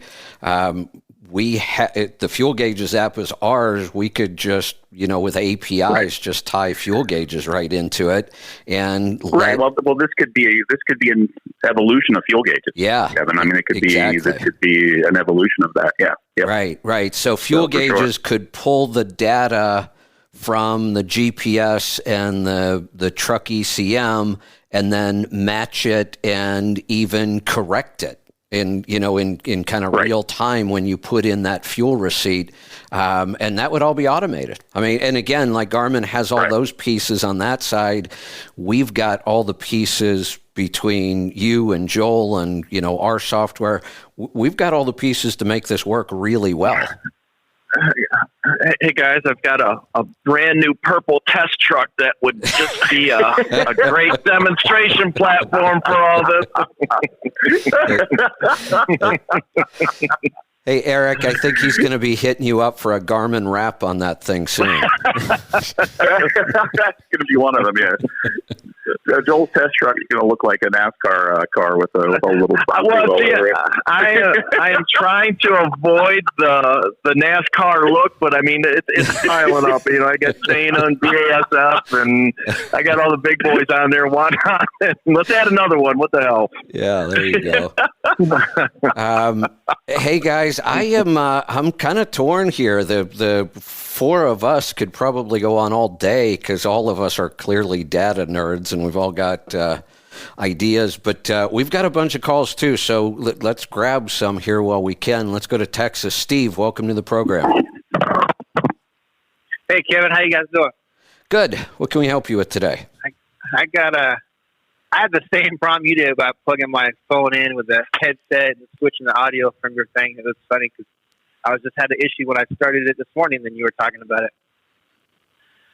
But usually I just unplug my iPhone and plug it back into my port, and it switches back to my stereo. Yeah, I kept having to come up with these workarounds. And like I said, that's the last thing I want to be doing while I'm driving is constantly reaching over and trying to fix things. And one of the things with Bluetooth, and you've got multiple devices, you do have to go through all the different menus and settings and try different things. And sometimes you can get it to work. I just couldn't this time. And I'm pretty good at that. I know where all the settings are. I know how to troubleshoot and try this configuration, and none of them worked. Every configuration had some sort of a problem. And then even though the Garmin headset is still using Bluetooth, the settings allowed me to get everything to work right. I just don't have that problem anymore. Yeah. And I was wondering, so I got the OTR 800 that I bought, and I like it. It works good. I was trying to find out if there was a setting on there or if it could be integrated into it to where when it calculates the route and it tells you, it's going to take you 10 hours to go 600 miles, whatever, is that calculated off the speed limits set along the route? Yes, it is. Absolutely. It's taking into account everything at that point. So it's taking into account speed limits, and it's taking into account your vehicle profile that you have plugged into the device as well. So it's the routes being calculated based off of the size and weight of the truck, as well as the speed. I was wondering because I live in Texas and I don't like to drive 75. I do like 60, 65 in my truck. Is there a way? I haven't found a way that if I could go in there and change like the speed limit that I want to drive for my route, so it calculates that number better. Was that something that could be possible? I do feel like there's a place where you can set a max speed. I think there's a way to. There is a setting in it. If I remember right, because I know I've altered mine because I drive so slow and it's a lot closer now. I don't think it's an exact speed or a max speed. I think it's like an adjustment, slower or faster kind of thing. I don't remember, and I think it may have even changed. But I do know there is a way. Now, Eric, since we're talking about this, and, I'd like to see this too, because for the most part, when I drive the same speed all the time, no matter what the speed limit is. So when I leave the West Coast and I've got speed limits out here of 80 miles an hour, I only go 60. But when I get to the East Coast and the speed limit's 60, I'm still going to be going 60. So it would really be nice if I could put in a specific speed to calculate my route. Oh, no. Yeah, I will double check on that feature. That's actually one I'm not sure if it's in there or not. For some reason, I feel like it is, but I'll double check on it. And if it's not, it will definitely get put in as a future improvement. Yeah, I'm pretty sure there is an adjustment feature, and I think I've actually gotten mine pretty close using it. But now that we're talking about it, just the ability to say, look, on this trip, just calculate the trip at 60 miles an hour, because I know that's what I'm going to drive. It would be really nice. So let's grab another call, because they just keep coming. We're going to go to Nebraska this time. Lyle, welcome to the program. Well, howdy. How are y'all doing? Good. What's on your mind today? Well, I bought my first Garmin back in 2009. It was the T model. It still works, but I've upgraded now twice. Now I have the 700. One of the things I've often wondered about, and you guys made me start thinking about this, I've got a question I started with originally, which I'll ask, and then I've got a question about the Garmin and especially the battery part. Anyway, one of the things I've always wanted and tried to do is to save a trip that I run, especially if I run it consistent. However, what I learned is that when I save a trip, technically it doesn't save the trip. It saves the origination, the destination point. And so when I pull up that trip the next time, it just recalculates a route that day for going on that trip. What I'd like it to do, though, is actually save the route that I traveled, because there's little idiosyncrasies to different routes, et cetera. And I'd love if there was a way to save the actual trip that I drove and not just destination and origination points. Yeah, I get what you're saying there for sure. I think the biggest reason that we do recalculate the route every time is there's a couple things. Obviously, maps change over time. So if for some reason construction changed the route slightly or whatever, we would want it to be based off of the latest and greatest.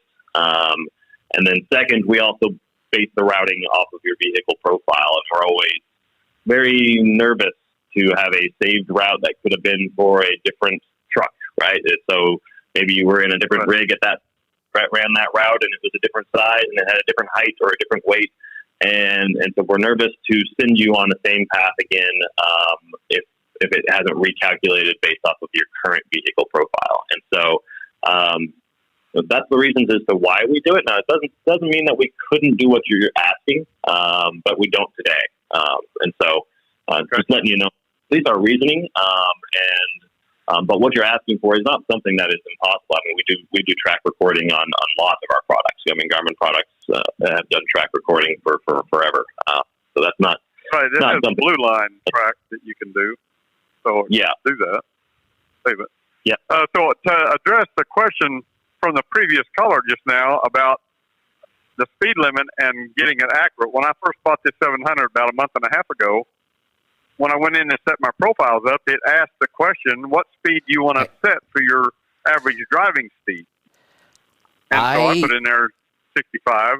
Yeah. And so there's a place to do that. Lyle, you are correct about that. Sarah and Vic just sent me that as well. This is the beauty of having the tribe out there. I have a new navigator. I just was so busy playing with the headset, I haven't set up my new navigator yet. But Sarah and Vic said the same thing, that there is a place you put in a specific speed. That's awesome. Yes. So I have a question about the battery. One of my questions, I haven't heard it addressed yet really, is I'm kind of a skeptical person based on what I've experienced in my life. And so when you tell me that this little device that I put on top of my wrist that has hair in between me and the skin and whatever, and you tell me it can tell me what my battery thing is, number one, what's that based off of? And how do we know how accurate that is? I can answer that, and then Eric, I'll let you jump in from the Garmin side of this. And Eric, correct me if I'm wrong. I think I'm right about this because I've tested a lot of wearables and I'm really into all the biometric measurements. This is being calculated by something that's called HRV, heart rate variability. Eric, before I go into a big description, am I correct on that? Yes, body battery is based off of HRV. Okay. Absolutely. Just wanted to make sure. So HRV, most people don't understand what this is, and they confuse it with heart rate. Virtually every wearable on the market will tell you what your heart rate is. Your heart's beating at 72 beats a minute, or it's beating at 48 beats a minute. Good data, but really doesn't tell us the whole picture, not even close.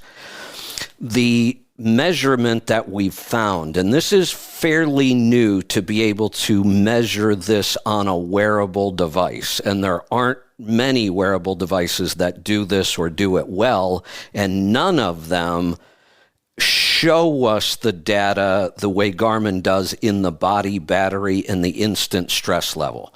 That, for me, the way they show it was a game changer. Other devices, kind of high-end devices, might show HRV, but they give you a raw score, and it's really hard to interpret, and it doesn't make a lot of sense.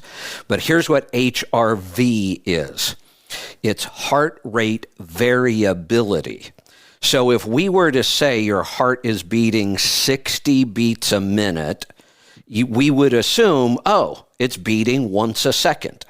And if it were actually beating once per second exactly, we'd be almost dead. That's not how our heart should work. Our heartbeat should be reacting and responding to all kinds of input. And what we're measuring with HRV is the variability of the time between beats. It's not one per second. And actually what we want is we want a big variability. The bigger the variability. So you've tied. What's that? So you've tied stress or my ability as a person to do work based on that variability? Correct, because medically we know that it works. It's really accurate. It is one of the best indicators of our overall health, our ability to respond to and handle stress, and our physical strength and energy levels. This number is that accurate for these things. It's just you had to go to some expensive lab and get hooked up to a ton of machines to get this number before. And now we have the ability to get this number from our watch, and the number is accurate. I've tested it against other devices, and so it's accurate. So if what we're looking for is we really want the one beat to be a half of a second, and then we want the next beat to be 1.23 seconds, and then 0.72 seconds. The more variability in that number, the healthier and stronger we are. And when you can see when your body battery starts to drop and you can't get it back, your heart rate variability shrinks. It's starting to be very consistent, and we don't want it to be. So that's kind of the quick explanation of what this is, but the number itself is really accurate to tell us a lot about what's going on with our body. Something I can tell you. Go ahead, Something Joel. I can tell you just from a seat of the pants perspective, and like you, I was kind of skeptical about this whole body battery thing. And the very first night I put this watch on, I had some issues at home with my mother. She's getting older. She had some memory issues that I was dealing with. My dog was up and down all night. When I woke up that morning and I was looking at the sleep, and it shows you the restlessness, and I mean, it was all marked up, and it showed me my body battery was in the tank, and I was just getting ready to leave, and it was amazing to me how just dead on this thing was. It knew I had a shitty night, and it showed me exactly why, and it told me I was going to be tired, and I was yawning by noon. I mean, it was just spot on. I thought, that is awesome. Okay, so I don't have one, but it would be helpful for me to know when you tell me, what does it tell you on that to tell you, I mean, what did you see on there that told you that on the app or on the watch or whatever? Well, it shows you what it scores you. So you have like a body battery score, and mine was extremely low starting out in the morning. So, and I think it even gave a little description that said you may be tired or something like that. It gives you this little description of what was going on.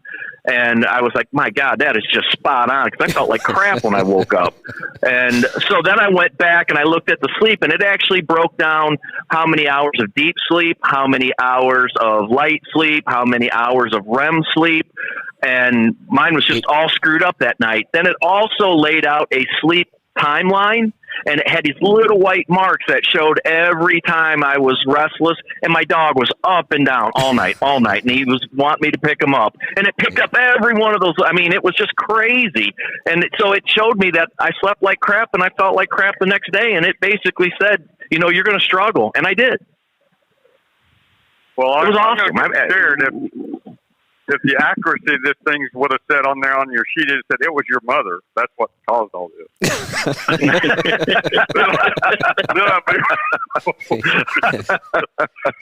One of the things I wanted to say to Kevin is this to me was a huge contrast from when you were on XM radio to today and now. Believe it or not, in your voice, I could hear the difference from XM, in other words, your stress level, to now when it went way down. I don't know what you thought about that, but that was just my observation from listening. I'm sure he has data on that. I do, and you are absolutely correct. And here's the weird thing. I have to admit this. I was saying, oh, these people don't even know when they're under stress. I didn't either.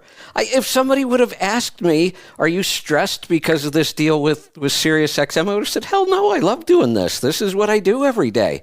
But I think the numbers got better. I feel better. I love this format. I'm happier. I'm clearly much less stressed. And I started thinking about why. I mean, Sirius didn't require hardly anything of me. They let me do anything I wanted. I pretty much had free reign to say almost anything I wanted. I found out one thing they didn't want me to say, obviously. But for some reason, you know what I think it is? I just think I felt responsible to them, to just make sure everything was right. And I think I just felt some weird responsibility, even though they didn't seem to care what I did. I just don't have that now. I mean, this is our thing. We can do whatever the hell we want. If I want to say whatever, I can say whatever. We don't have to go to breaks. I don't have to watch the clock. I don't have to be perfect the way, they want radio to be really tight and perfect. And that's just not me. Let's wing it like today. Yeah. I mean, we didn't plan to bring John and Joel in with Eric, and I didn't know Eric was going to be able to stay this long. But today has been one of my favorite shows in a long time, and obviously the listeners too, because our phone lines are still slammed with questions. So you're right. And you could hear it, I could feel it, and we can measure it. I could show you the data. My numbers have gotten better. So you had the battery thing before and after. Yeah, and not only the body battery. So I'll give you a quick explanation of these two numbers. Body battery ranges from 0 to 100. When you're at 100, you feel like Superman. When you're at 0, you feel like a slug. It's awful. I mean, you can absolutely tell the difference. There's another factor that we can measure. I know a lot of people who can start the day at 100 because they sleep really well, but they don't seem to handle stress very well. And their 100 becomes 10 within about 5 or 6 hours. I know other people, I'm one of them, I have to work my ass off to get my body battery up to 100 because my sleep is still so poor no matter how hard I work on it. But when I get to 100, I can finish the day at 80 sometimes. I can have a pretty stressful, active day and not lose my body battery. It's just harder for me to build it. But once I have it, it tends to hold better. The other number, though, that I use all day long is instant stress. And again, it's a scale 0 to 100. When you're at 0... That's on there as well? Yeah.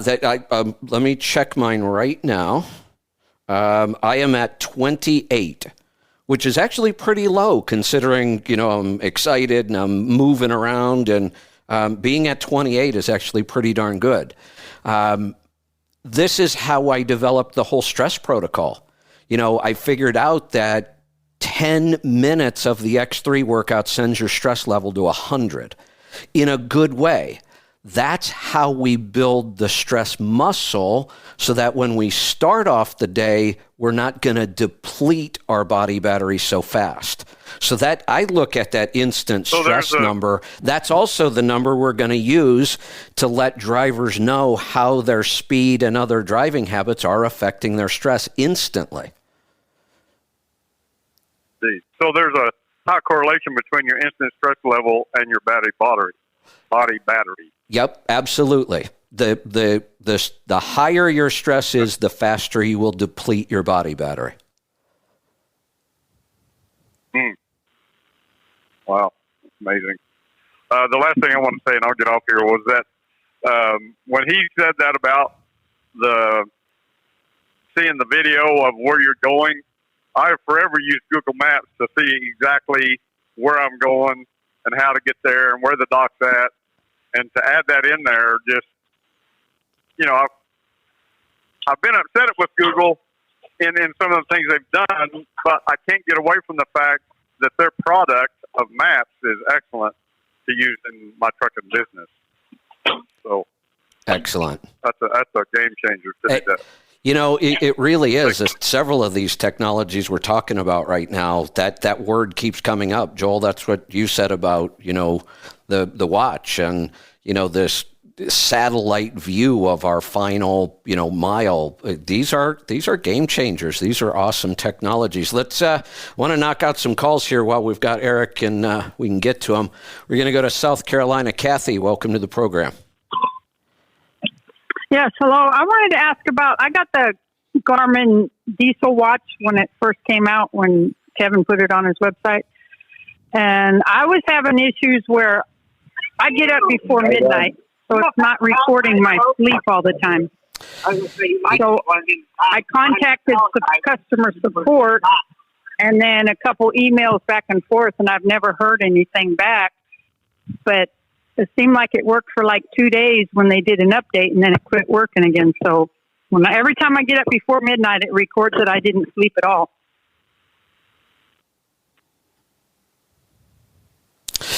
Eric, I know that I noticed on my watch the other day something new. I was reading on the couch and obviously fell asleep, and I think I slept quite a bit because I woke up and I had a new sleep score. And that's the first time this has ever measured sleep for me during the day. Mm-hmm.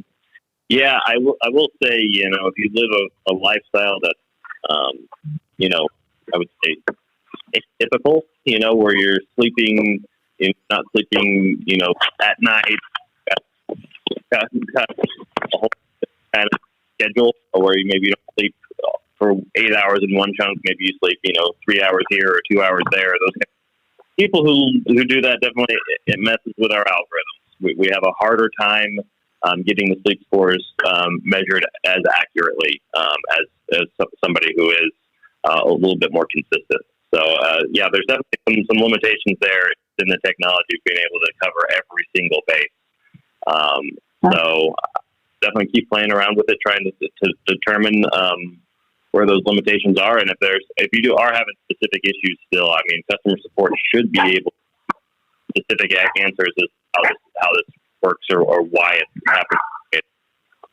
I don't know all the details of how sleep metrics work. Wish I had more knowledge to tell you exactly what's going on in those cases. Okay. Because I do have to get up early because I work like 2 a.m. to 2 p.m. every day, and I always get up before midnight. Just habit, I guess. And I've been trying to do some different sleep things with different yogurts and stuff like that, and it's like, okay, well, it didn't even record anything, so, that test failed. You might want to reach out to customer service because I think there has been an update. Like I said, I have never, and I've been wearing my watch for a long time, I've never had it record a nap like that during the day. So something changed. And you said it sounded like yours did it once after an update, and it isn't now. I think I'd reach out to customer service on that one. Let's go to Iowa. Jeff, welcome to the program. Hey, Kevin, and the rest of you. Good to talk to you. Hey, my question was, well, I got a couple things, but on the Garmin watch, how hard is it to set up and figure all that out? Because I've got the OTR 800, and I don't have it all figured out yet. So I just wonder is there a way to figure those both out? I got a friend of mine on the OTR 800. He's telling me all this stuff that it does, and so, but maybe I'm too lazy to do it. That could be part of the problem. But I feel like I'll jump in here because I definitely have an answer for this. There are so many powerful features on all of these devices. The watch, the navigator, the headset itself is fairly simple, but it still has a lot of options. It does take time. I am really good at this kind of stuff because I do it a lot. I almost never use manuals. I almost always just grab something, start working with it. And the only time I'll go to a manual is if I run into a problem that I just can't figure out. And I did that when I first got the watch, and it was a mistake because I missed out on a ton of stuff and I was frustrated with it. So I just said, look, I'm going to take a day, whatever it takes, and I'm going to sit down with the manual and I'm going to take my time and I'm not going to be in a hurry and I'm just going to read through each feature and how it works and then set stuff up the way I wanted it. I will tell you, unless you're, really, really smart with this stuff, it really takes a little bit of time to sit down with the manual and go through each feature. Okay. Well, thanks on that. Now, the second part of my question is, well, I can't remember your call screener's name, but I told her I was ticked off at you, Angie. and now I'm really ticked off at you. Okay. Uh-oh. Because the other day you had David from Azure Standard on the phone. Yeah. And I was perfectly happy flat betting, but when he started to describe how they deliver and stuff, that's what I've done for 20 years. And the last company that I worked for, 17 years, I worked for a home delivery. We sold ice cream and stuff, and there was a big duck, a swan on the truck. But and then I worked for a company out of Seattle, which had the same basic business model or delivery system. People that order online, and we'd meet at churches and pick up. So I didn't even finish your program because as soon as I got the number, I was calling James, and I did not want to change jobs before I retired. But now I'm going to be going to work for them in the next few weeks. Awesome. And now I'm really ticked. Yeah, it's pretty exciting. Now I'm really ticked because I need a new GPS, a new headset, a new watch. Thanks a lot. Hey, Jeff, I have a challenge for you. Since you need all that stuff and we have it in the store, you should get a hold of Lisa, my wife, because she's like our master negotiator. I want to see if you can cut some sort of a deal with her. Okay. I mean, my 800's fine, but I mean that final mile there, I call it the first mile too. When you're getting to the shipper, I think those you're talking about stress. Those are my biggest stresses. If I've in the whole trip, if I've never been to the shipper or I've never been to the receiver. Yep. So just figuring out where do you go, and half the time the addresses, they give you the address to the office, not to where you need to go. So that's pretty cool. So okay, I'll have to reach out to Lisa. Maybe. Well, actually, I'm going to try and I need to get the address to your warehouse because I'm heading to Portland right now, so I'll be coming through there next week. Excellent. So, excellent. Good. Anyway, Well, tell everybody over at your new employer that I said hi. Okay. Thanks. All right. Thanks, boss. Bye. Great talking to you. Let's grab another call. Let's go to Michigan. Chad, welcome to the program. Hey, Kevin. Got a fuel surcharge question. Much like everybody probably should have and has. Been tracking it quite a lot recent months. And it's been fine, but they stopped publishing it on the 13th. And if you go to EIA.gov, which is where OIDA's link sends you to, there is a link that says we are implementing new methodology to estimate weekly on-highway diesel fuel prices. And you click on that, and it doesn't really tell you much other than they're starting to do something. You click on an Excel file, and it doesn't really tell you much. So we have I can't figure it out. I use Cheeseman, and I use this one. I can't figure out what fuel surcharge was supposed to be over this past week or moving forward. Today was the first day this came to my attention. I didn't know that it happened on the 13th. I didn't know it happened at all.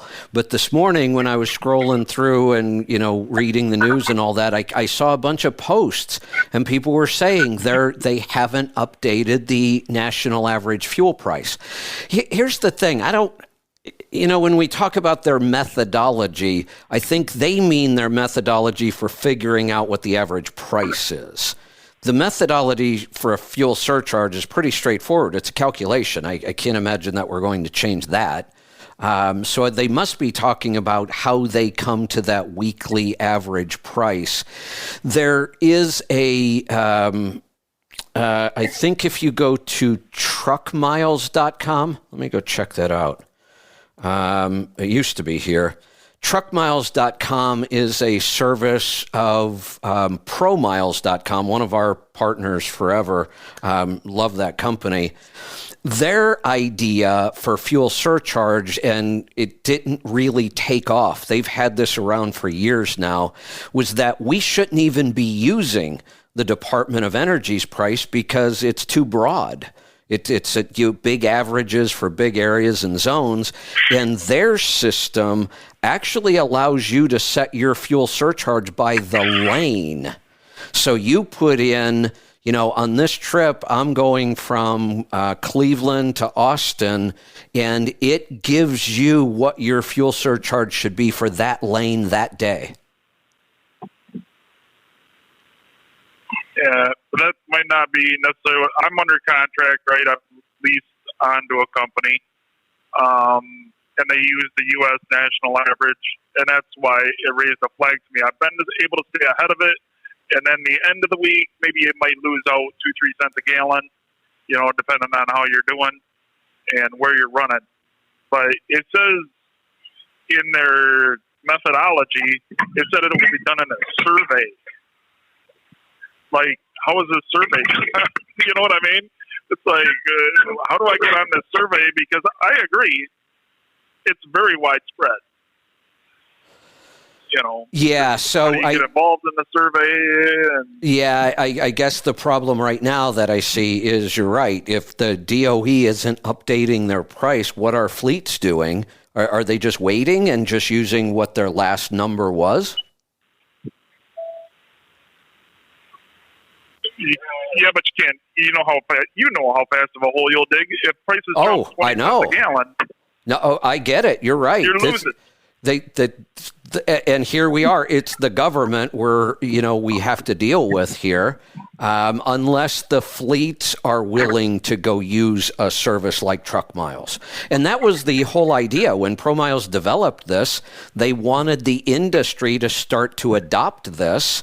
And if we used this, we wouldn't have to depend on the government to give us those prices. But you're kind of stuck because you're leased to a fleet, and like I said, I just became aware of this today. First time I've seen it. So I'm going to start digging and see, what's going on with this. All right, man. Sounds good. Keep posted. Keep your website posted, and hopefully we find out. All right. Thanks for the call. Hey, Eric, you still good? I am coming up. Probably, I'll probably have to break here at noon. Okay. All right. Got it. Let's just do this then. I have a couple calls. One's, they're both actually suggestions. So, we'll take those. We'll pass them along to you. So I'll let you kind of wrap up here now so you've got some time to get in some final thoughts. First off, I want to thank you for joining us today, and the products are awesome, and what a great show. Lots of ideas, lots of feedback. So thanks for taking the time today and spending time with us and answering questions, and I'll let you kind of wrap up your final thoughts here. Yeah, I just want to say thanks to you and to the tribe, everybody calling in. It's been very informative for me. I love hearing directly from the customers and hearing questions and hearing the things that you guys run into on a day-to-day basis. And I just appreciate the opportunity to get to talk about the new diesel headset, 100 and 200, and the whole brand new OTR series, the X10 series with satellite imagery and all that. I think I've gotten a lot of great feedback on both products. Just today, it sounds like they are definitely hitting the mark, and are have compelling features that are making people excited. So that's great. Sorry about the problems of having to buy so many awesome devices, but that's kind of what we. That's right. Again, thanks. I will be reaching out to you and see if we can set up a time for the four of us to get together and talk about some pretty big project ideas. Yep, that sounds great. Really appreciate it. Excellent. All right. Take care. Talk to you soon. Let's, John and Joel, you guys good to take a couple calls? Absolutely. I've got a few minutes. I've got a meeting. I think my guy's not here yet. I'm actually I'm on the West Coast right now, Kevin. So I'm at the shop in Reno, Nevada, where the Ferraris that I do engineering live. So well, you could enjoying some mountains this weekend. You could head straight north through the woods there, and you're not that far from me. I know. Well, I'm going to be spending a lot of time here. They really like me, and looks like this Ferrari gig's going to work out quite well. So yeah. Awesome. So I'll be out. I'll be out for a visit. Awesome. So yeah, for sure. Good. All right. When you need to drop off, just let us know. We'll the three of us, I'm sure, have all kinds of things we could talk about. We still have calls coming in, so I want to get to them. Dan in Michigan, welcome. Hi, Kevin. Hi, John and Joel. I got questions about the different Garmin products. Let's start with the Garmin GPS. I have the OTR 800. I'm wondering if there's a way to program in a specific route for like oversize. You know, you get a permit, you have to go on different routes, you have to go on different detours and everything. Is there a way to program that into the OTR 800? Well, I know of a couple ways that are kind of hacks. I'm not sure. And since I don't do a lot of that, trying to get really that specific on, permitted routes and things, maybe somebody listening will send me a text or jump in and join us. One of the ways, and I think their new trip planner is probably going to be the tool you're going to use for this. And I think that trip planner feature that I haven't played around with yet because I haven't set up my new one may be the real key to this. But what I used to have to do is you kind of, any GPS mapping kind of program, whether it's Google Maps or Apple Maps or a GPS, you can kind of force it into that route by picking multiple stops. So if I say I want it to go from Portland to Pittsburgh, it's going to pick the route. But if I need to get more specific, then I might go Portland to Boise and Boise to Denver and Denver to Indianapolis and then Indianapolis to Pittsburgh.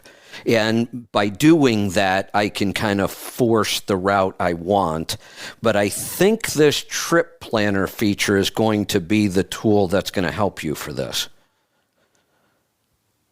Is that going to be able to be an update for the OTR 800, or is that only going to be for the new one? Oh, we didn't ask Eric that. We did ask him about the satellite imagery. That is not available on an update. I'm not sure about the trip planner. I would have to reach out to him and ask him about that. Okay, next question is about the Garmin watch. I have the Instinct Diesel 2. For the most part, I like it, but I've already contacted customer service. It seems like the heart rate is accurate, the body battery, the stress and everything. The intensity minutes for me is way out of whack. Like so far this week, I'm looking at the screen right now. It says I have 1,013 intensity minutes, and I don't work out that much. What? My total heart rate for today, I have 27 intensity minutes, and my heart rate, my resting was 68, and my high was 121. So this reading isn't one that I've played around with much because it's not really all that interesting to me. But I have to believe that they're looking just at heart rate for this one. I don't think they're looking at heart rate variability. So what did customer service tell you when you asked them about it? I'm assuming that it's just seeing that your heart rate is elevated and saying when you're at this heart rate, they consider that high intensity. Yeah, they were saying that it's supposed to be where I believe you're above 120 for at least 10 minutes. And they've checked, that, okay, I was not over 120. They've had like a dozen people or so, they said, having the exact same problem, and they haven't come up with a fix yet or got it. An explanation of why. Yeah, so there's the answer. It's a bug in the software, and they haven't figured it out yet. I promise they will. I mean, and we deal with this all the time. That's why we just went through all that beta testing on our app. No matter how much beta testing you do, the minute your app gets into the wild, within an hour, you're going to find a new mistake, a new problem, a new bug that all of your beta testing never found. It just happens just about every time. Well, I'm hoping they fix it because, like, I have not burned, 2,986 calories today. Because it really throws off the calorie count then also, on this thing because of the intensity minute. Now, I get it. I'm sure they're going to fix it. They always do. Throw away the idea of calories anyway. Because I'll tell you, it will never be. That's a reading that I'm not interested in. It's not going to be accurate. Doesn't really tell me much anyway. It's one of those big general average kind of numbers that it just really doesn't tell us much. But the intensity minutes, I'm sure they're going to figure out what this bug is and get it fixed, because this is a pretty straightforward calculation. Like you said, 10 minutes above this heart rate, that's what they consider, the start of intensity. I have a feeling they're going to find this bug pretty quick. Okay. Last question. I went through tons of Bluetooth headsets. You guys are talking about this one. I didn't hear all of the show on the new Garmin headset. Can anybody tell me how is the noise canceling? Like I've used Blue Tire, I've used Blue Parrot, I've used all kinds of different ones. I'm using a Blue Parrot right now. I'm always looking for a better one. How is the noise canceling and how is the volume on the new Garmin? Which Blue Parrot do you have? I have the 50. Okay, so you've got pretty new Blue Parrot technology. Do you need more noise canceling than what that has? No, but I'm having a problem with all the Bluetooth different things. Okay, I've got, and also the Wi-Fi that I have in my truck. I've got my Garmin hooked up. So, I have my Rand McNally hooked up. Yeah, I have dash cam hooked up. Stop. Okay, that's what I wanted to clarify, because you asked me about the noise canceling feature. The Bluetooth, in my experience, this headset solved my Bluetooth problem. I couldn't get all of my stuff configured correctly, no matter how hard I tried, and this headset solved that. Whether it will for you or not, can't guarantee it, but it gave me more options. But to go back to the noise canceling specifically, the noise canceling, and I have the same, I've got a Blue Parrot, new technology, one of their latest, and I'm comparing them head to head. The noise canceling is similar. The one thing I'm noticing, because I'm actually looking for an option for our remote hosts, and it may well be a Bluetooth headset. I'm not convinced it's going to be the Garmin yet. We still have a lot of testing to do. The noise canceling seems to be almost identical, but when I listen to a Blue Parrot, it sounds really flat to me, and I don't. Is that how I found? Yours is okay. It's a little cleaner than most.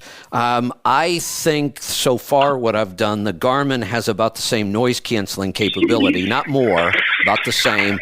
It's a little cleaner audio. It's not quite so compressed.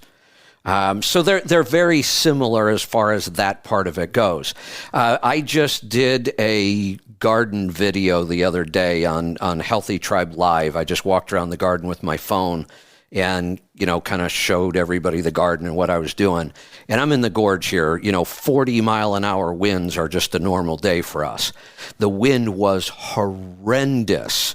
And you could tell I was in really, really heavy wind. But with any other headset I was trying to use, I would have to turn my back and almost huddle against the wind. And with the Garmin, and the Blue Parrot would be just as good at this, I could walk around and do whatever I want. I could turn my head any way I wanted. You would occasionally pick up some fairly strong wind noise, but it never drowned out my voice. The audio was always clear enough that even though you could hear the wind in the back, it was so strong, you could still hear my voice just fine. All right, that sounds good. I'll probably check that one out. All right, thanks for the call. Man, they just keep coming. Let's go to Alabama. Chip, welcome to the program. One of those. Jeez, here I am. I'm always telling people, hey, call me. And I'm like, come on already. It's Friday, guys. I want to quit sometime here. I'm sorry, but y'all got to talking about hours of service, and I just had a suggestion. they've got in there, a lot of people don't even know it, like the 2 hours of adverse weather where you've had to stop for a tornado, or, the interstate was completely shut down. You could drive 2 hours past your 11 hours. And a lot of people don't even know about that. But my suggestion is, because there's no flexibility in here, if they could take those 2 hours and give that to the driver and say you could use one of these hours at a time, you couldn't use more than two of them in a reset in 7 days. But, when you had something that was hot and had to be there, or how many times have, you've been 30 minutes from home and run out of time. If they could take that 2 hours they got built in and give the driver a little bit of discretion to be able to use, say, one of those hours, I agree. Here's the other thing that kind of makes me crazy about this hours of service thing. We claim that, well, this is safety, lives are involved, and they are. There's no doubt. I get that.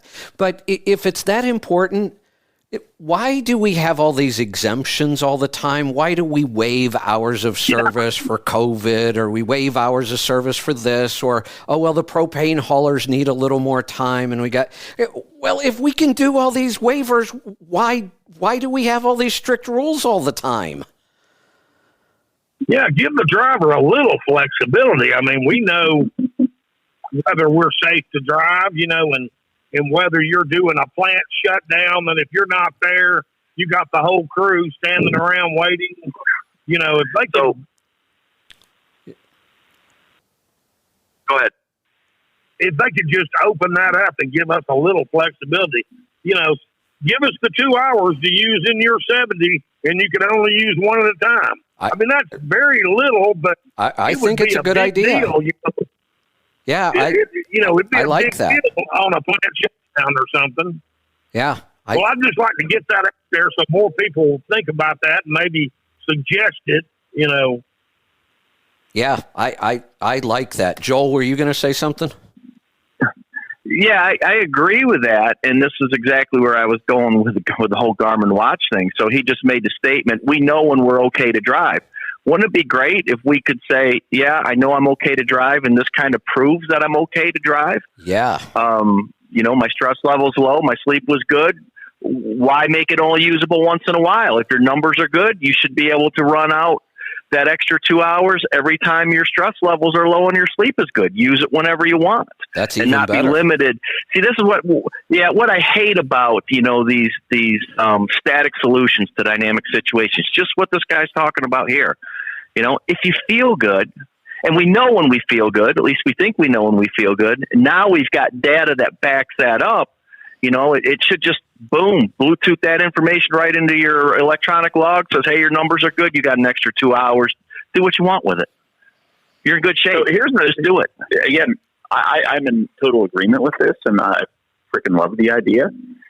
But, Kevin, you're a personal freedoms type person, and this is really some pretty big brother shit if you think about it, though. If you're sharing that info, even if you're doing it in order to be able to drive a little longer, the opposite's going to bite you in the ass at some point. I mean, your truck's just going to shut down because it sees your numbers are bad if we go down this path.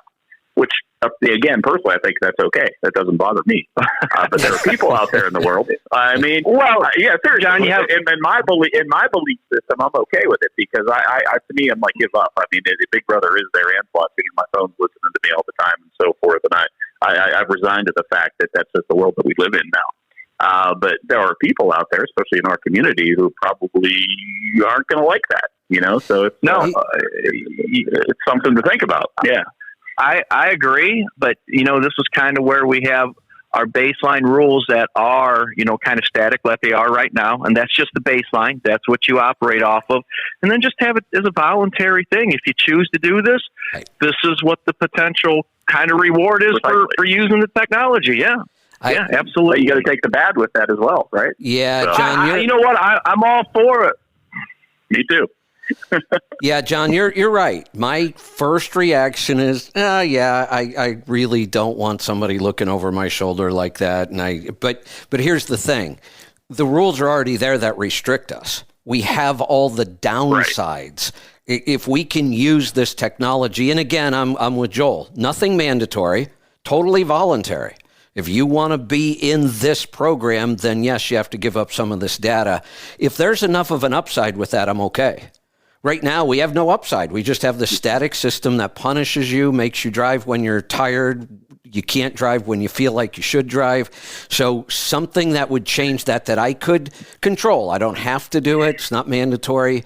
And you're right. I deal with this issue all the time. I don't want the government involved, and yet there are times when there are some advantages to this. And this is our world, and it's not going away. It's not changing. So let's try to structure it so that we at least get some benefits from it. You know, I hate this idea of driver cameras, you know, driver-facing cameras and all that intrusion in the cab. But if we make these programs voluntary and we set them up in a way that we can control it and get some benefit from it, which that's up to us to do. And that's why I'm glad we're having these conversations. If we just let the government do all this, we know we're going to get crap. If we get involved and say, look, here's a better way and we can prove it to you, then I think we can have some control over this. Yeah, I 100% agree. I agree. I can see the kickback, though. I mean, I can see the, someone's going to say, hey, no, don't need that. And likewise, I mean, it's great for our community. I mean, we're small businessmen out there making a buck and want to be healthy and want to be safe and so forth. And we could use all these biometrics and all the other data to make our businesses more profitable even. But I could also see a fleet incentivizing drivers. Hey, look, if you sign up for this program, allow us to do your biometrics. Absolutely, man. We're going to pay more, right? You're going to get paid more to do this. Yeah. And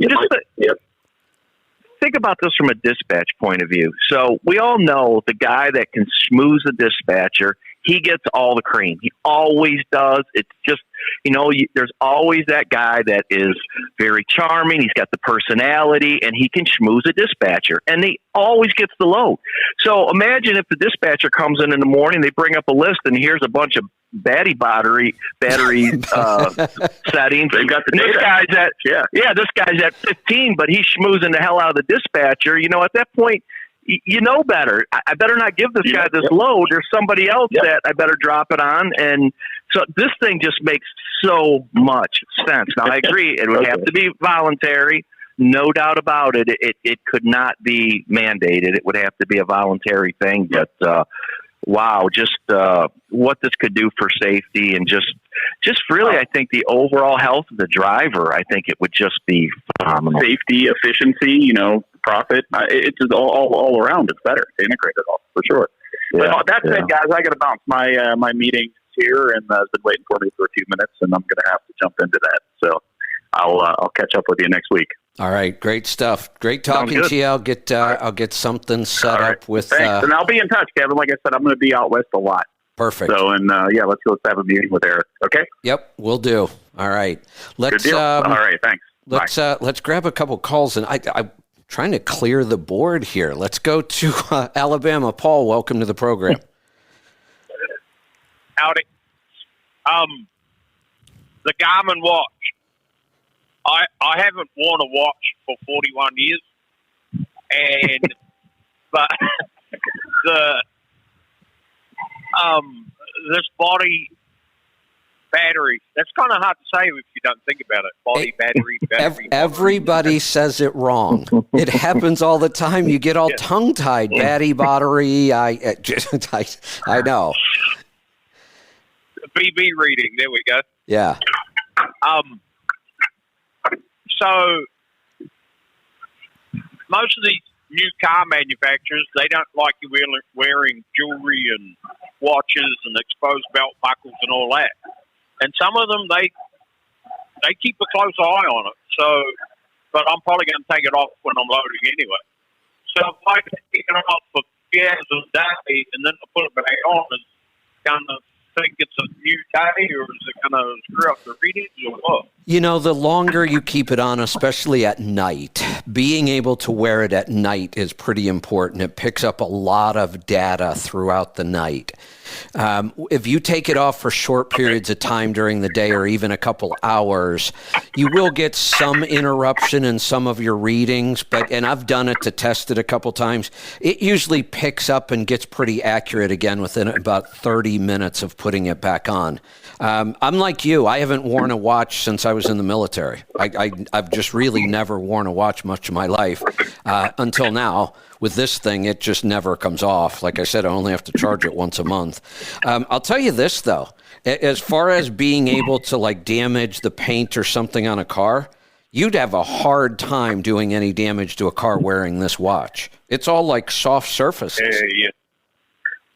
Yeah, well, some of these car manufacturers, they're like the government. We've got our rules, and we don't care what you think or what you got. Yeah, I'm sure. It's all very kind of rubberized, and it's pretty rugged, and I doubt that you could do damage to a car with this thing.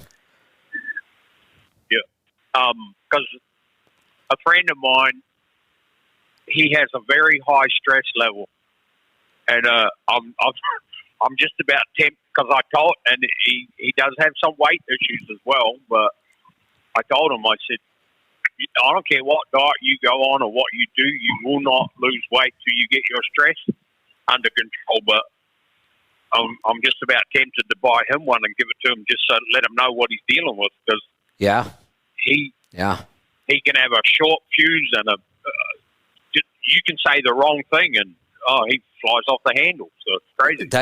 That's a pretty good sign of high stress. Yeah. Yeah. Well, just little things like he gets delayed by traffic, or maybe he got to wait somewhere. He's an unhappy camper at the click of a finger.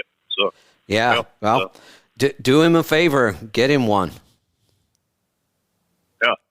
Okay, that's all I got. Have fun. All right, that's all we need. One more call, and then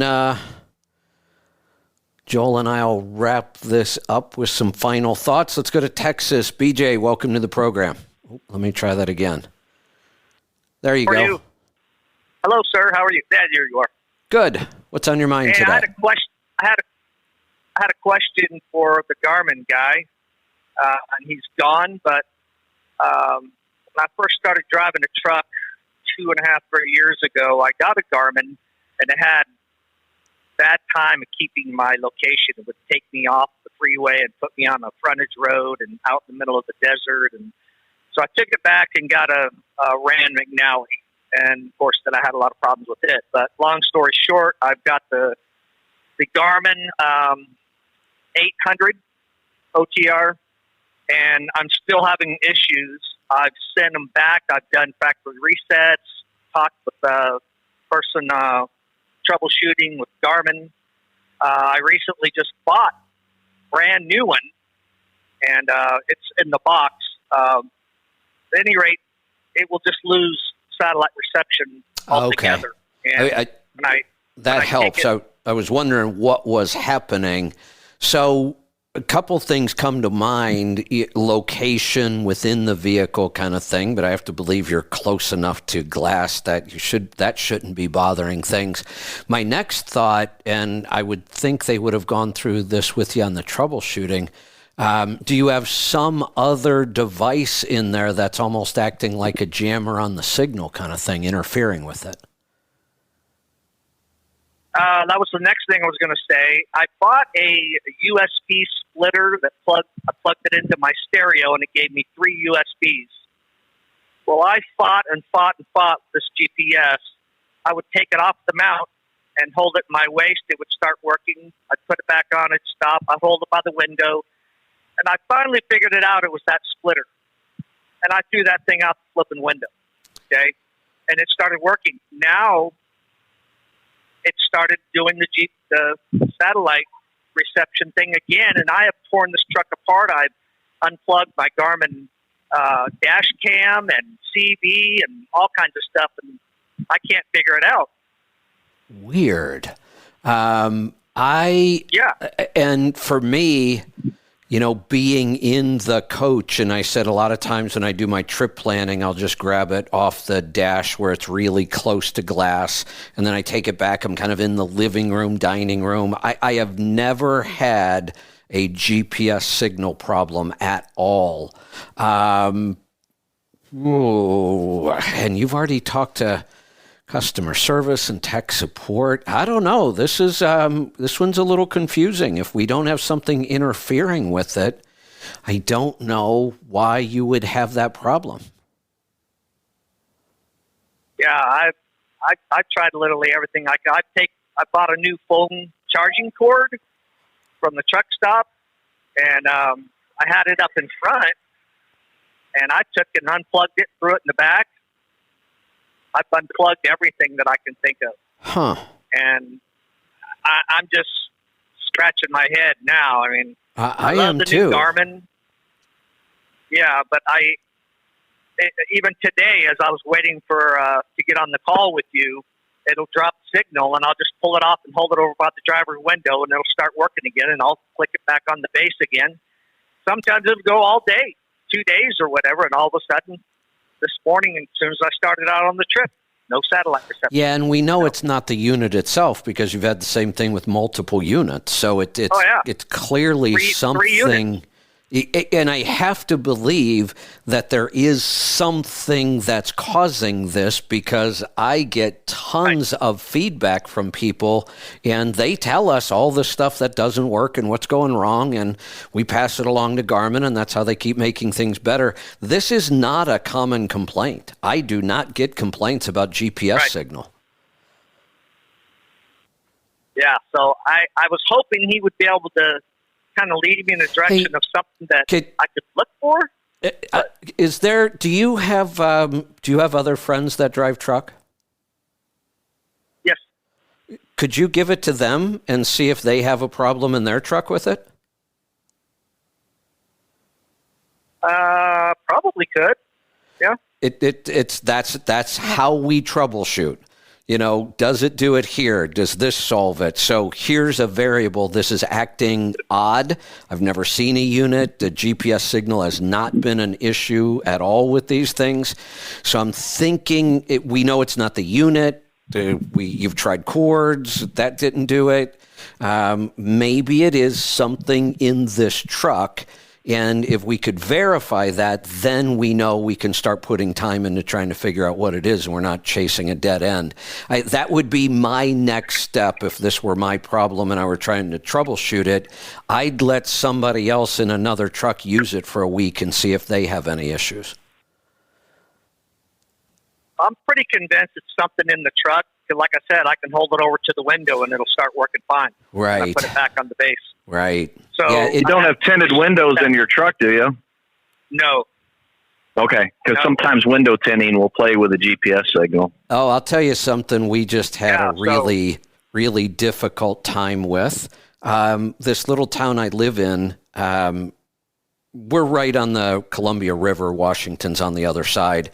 There aren't that many places to cross over. You can cross over in Portland. The next place you can cross over is Cascade Locks, our town, which is, a good 50 miles from where you could. And then the next one is Hood River, which is probably 30 miles. Our bridge going across the river is a toll bridge. And they finally just upgraded a year or two ago to, automatic tolling, and you get the little transponder. And I had to get them for, all of our vehicles, the RVs, the company vehicles, all that stuff, because we go over that bridge a lot. So I put and they're just little stickers you put up in your window. That's all it is. Put them on all the vehicles. Everything works great. Go across with the Range Rover. It will not read that thing. So I'm moving it all over on the window. I'm playing around with things. I tell them I must have a bad sticker. They give me a new one. I put it on. This thing will not read no matter what. And I'm like, what the hell is going on here? So the troubleshooting again, what's different? It works on every other vehicle. What's different? And then I remembered this vehicle has a heated windshield. And you can't see it, but there's obviously some sort of something sandwiched into the glass that heats up the glass. And that blocks that transponder signal. Wow. Yeah, I'm convinced it's something electronic, but I don't know what. Like I said, I've torn my truck apart. Is there something that I can get that'll read signals? I can, move around in my truck and see where this thing is coming from so I can get rid of it. Now we might be, that might be a power hour question for somebody like Leroy that, understands a lot of those technologies better than I do. I'll bet there is something that can read those kind of signals. I just don't know what it would be or where you would get it. Right. Yeah, I figured if I put it out, on the channel, that maybe someone would have an idea of some way I can track, because I've gone over everything that I've bought recently, like that new charging port and all of that, and removed it. And I could go 2 days and it'll work fine. All of a sudden, like I said this morning, it just wouldn't get a signal. Well, I'm really kind of into this whole troubleshooting thing now, and I'm reading the book, and the book says it, and we all know it. You can't really troubleshoot an intermittent problem. Those are the worst. They always are. If you can't recreate it over and over and over consistently, it becomes 10 times more difficult to solve it. Right. Yeah, there's a gremlin in this truck. I don't know what it is. Yeah, that can be frustrating. I'll reach out to Eric, because I've got to reach out to him for a bunch of stuff. And I'll ask him if they're aware of some way we might be able to work on this one. Great. I appreciate it. All right. Thanks for the call. Joel, this was kind of a weird day. I mean, we had so much going on, but we still have some time. We're not going to take any more calls. So, Angie, don't screen any more calls today. Anything else you want to talk about? The watch? Anything else you've had going on? You always have stuff going on. Yeah, I wanted to talk about the cruise control thing. That's right. You guys were talking about it on the Power Hour, and there are some new technologies out there. Now, I'm in complete agreement with you guys on the older trucks. What Bruce talks about, having to watch a parameter, having to watch a boost gauge and whatnot. It's, that's part of driving a older truck, or even a truck with a VGT turbo. I think it's very important to do. Detroit has asymmetric turbocharging, and Volvo obviously has turbo compounding, and they are not as spiky when it comes to boost. With the new Volvo iTorque, we talk about having the multiple gears available at highway speed, and I think a lot of times people don't understand what that means and how it impacts the cruise control. So I posted some pictures. I ran up to Wisconsin the other day. I was on my way back with a load of powdered milk, bumping up against 80,000 pounds. The truck gets out on the flat and it drops into overdrive at 850 RPM. Wow. And it's running about 2 to 3 pounds of boost. And as long as I was relatively level, it would maybe climb to 13 to 14 pounds of boost without me having to do a damn thing, leaving it on cruise control. And this is the whole idea behind having multiple gears. In an iTorque truck, overdrive and direct drive completely overlap each other. You can run that truck out as fast as it will go in either gear. The idea being, when you're light, it is in overdrive, and as such, it controls the boost naturally. Unlike a traditionally geared truck where you're always trying to pick different gear ratios to get your application just right, and then it really relies upon the driver to have to babysit the boost gauge and the parameter. I mean, you have to watch it constantly. With iTorque, there's no need to do that at all. It says, okay, I'm light, I'm in overdrive, we're going to drop the RPM way down low. We know what horsepower is. That's torque times RPM divided by 5252. So when we drop the RPM down low, we're limiting the horsepower, thereby limiting boost. Boost is only going to go in a certain range when you're in that gear. If you need more, at road speed, it will downshift without having to accelerate for a hill. We're just simply dropping a gear, bringing the RPM, then it'll build a little bit more boost in that range. And I can do that all the way down into 10th gear underdrive up to 65 mile an hour.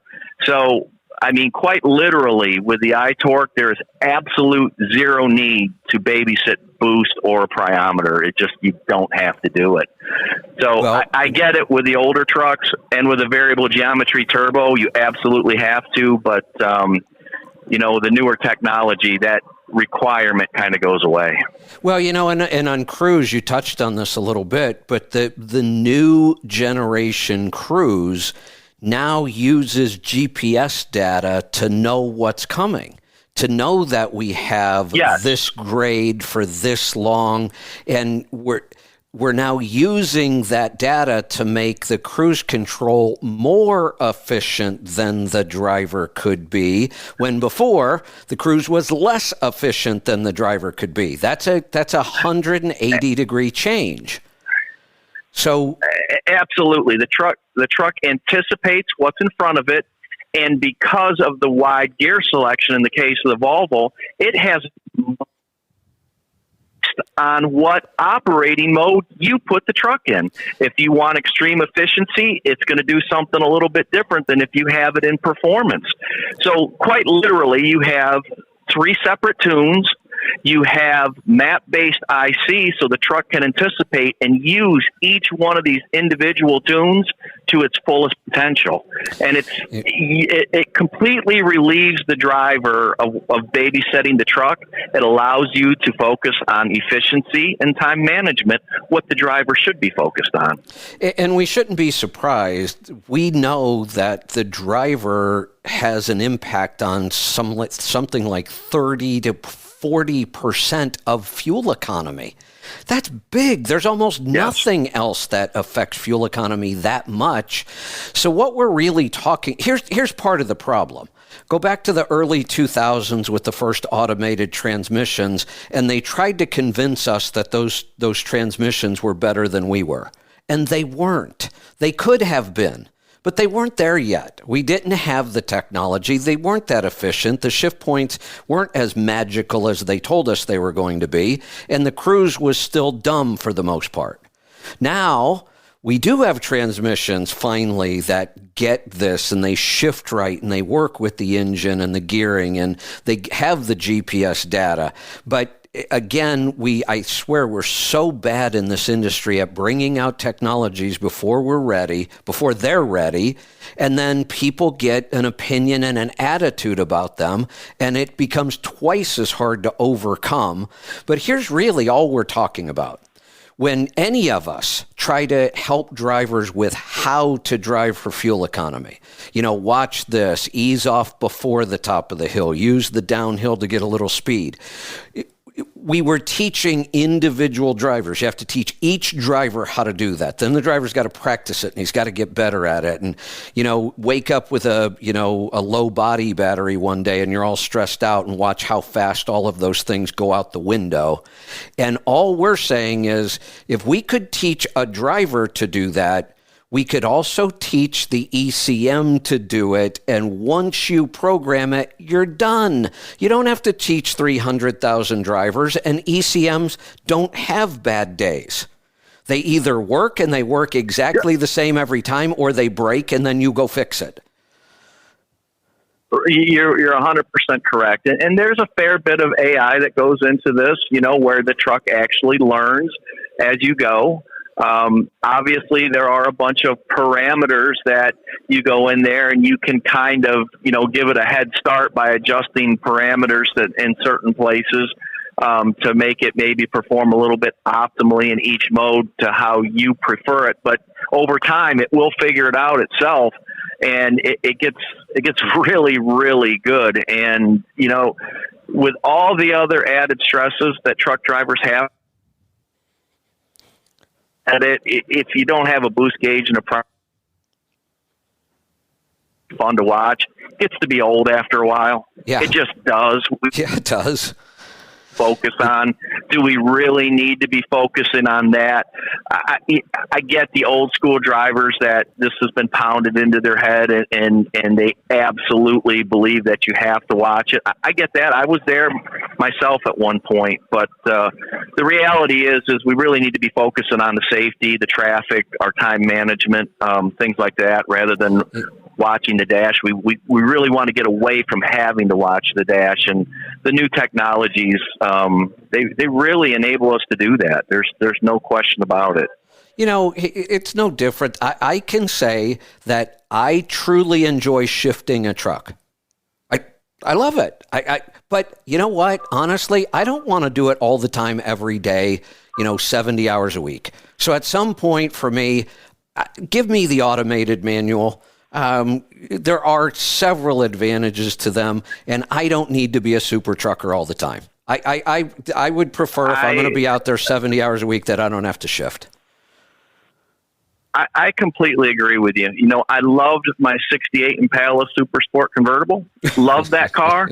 Was it a daily driver? No. Right. It was not. It was a pain in the ass, really, Yep. And what's really cool here is I've got, 2 people that I've helped spec trucks that have come out of high horsepower custom trucks with 18-speed manuals and, the big horsepower and whatnot. And beyond the fuel efficiency, it's almost like they don't even care about that. After they start reporting back, they're like, just cannot believe how easy this thing is to drive. I don't have to pay attention to all the things that I had to pay attention to before for fear of melting the engine down pulling a hill. And they're like, it just goes up the hill, it does what it's supposed to do, and they have confidence in it, and they're relaxed, and they can focus on what's truly important. And that's not running somebody over. And bottom line is that's what the driver's main responsibility should be, is the safety of that truck. Yeah.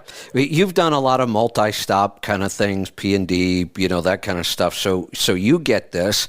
I'll go back to the time where I used to have to do one-legged squats with my right leg so that it was the same size as my left leg. No, I hear you, man. I have no desire to go back into a manual, and I was brought up on 13 and 18-speed transmissions, and I like to think I'm as good as anybody on them, but I have zero desire to get back into one. Is it fun on occasion? Yeah. Is it fun to get back into an old 2-stroke Detroit on occasion and wind it up? Yeah. Would I want to drive it every day? Hell no. Yeah. Hell no. I mean, it just, they don't make a lot of sense. So there are new technologies out there in the newer trucks. The differentiator here, when you're looking at things with downsped, everybody uses the term. In my mind, there are 2 platforms that are truly downsped, and that would be Volvo and Detroit. When you start to look at the crankshaft and the connecting rod length and whatnot, those 2 in my mind are truly downsped, and neither one of them use a variable geometry turbo. Variable geometry turbos tend to be very spiky, and this is why on a truck with a VGT, you have to really start looking at the boost gauge and the priometer on them. The Cummins, the PACCAR, the A26, they all are still on variable geometry. So in my mind, those are kind of the 2 differentiators to what is truly downsped. A lot of other things go into that, but if you have a downsped Detroit, and it has to be the downsped version, not the 505. I think they do a 400 and a 455 that's downsped. The same thing with the Volvo. You can still get a VGT Volvo. It's not going to be downsped.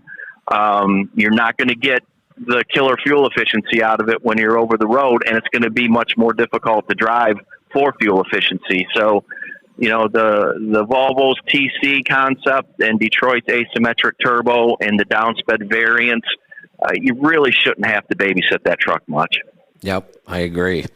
All right, man, great stuff. We've got a lot of great ideas out of today. A lot of projects going on. I can't wait to see you continue to geek out with your watch data. I'm sure you're going to come up with all kinds of crazy stuff. But I think we kind of did it. I think I've had enough for the week.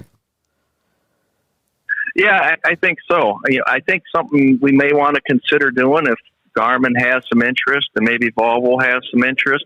I think we ought to petition FMCSA to let us do some of the stuff we're talking about just on a small scale.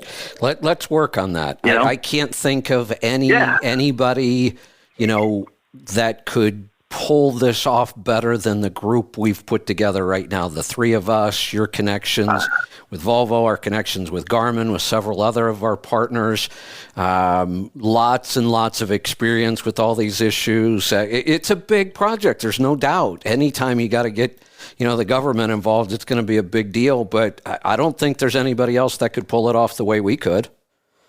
And you're never going to know unless you try. I think there are some very good opportunities for some unique solutions here. They may not end up in the form that we're talking about presently, but I am sure that we can leverage this technology in some form or fashion to make the hours of service regulations a little more dynamic and to, let's reward the guys that are doing things right, that are safe, that are rested, that are doing what they're supposed to do, instead of the risk takers and the guys, the road warriors out there that are just blowing everybody's doors off and they're driving tired. And it seems like they're the ones that get all the reward, and the guys that are doing everything right, they're the ones that are being penalized, and it's always been that way, and it would be nice to be able to turn that situation around. Absolutely. Hey, one more comment, and then we'll wrap this up. We talked the other day, you and I were laughing about Ohio truck sales. Mm-hmm. And all their, every picture is somebody standing next to a big hood with, giant billboard bumpers. And the other thing I noticed that they, in all their ads, this kind of goes along with what we're talking about here, they make a big deal about how many of their trucks are ELD exempt. Yeah, I noticed that too. I was looking at that after we were giggling about it a little bit. I saw that. I was like, yeah, go figure, Yeah. Oh my gosh. But pretty funny stuff. All right. We're going to wrap this up. Joel, thanks as always. We'll do it again next week. Absolutely. Sounds good. Looking forward to it. All right. Thanks, everybody. Great show today. Lots of great questions. I appreciate it. I am ready to wrap up for the week, though. We'll see you back here on Monday. Have a great weekend. Be safe. Be profitable. Be fit and healthy. Always do the hard work and master the journey.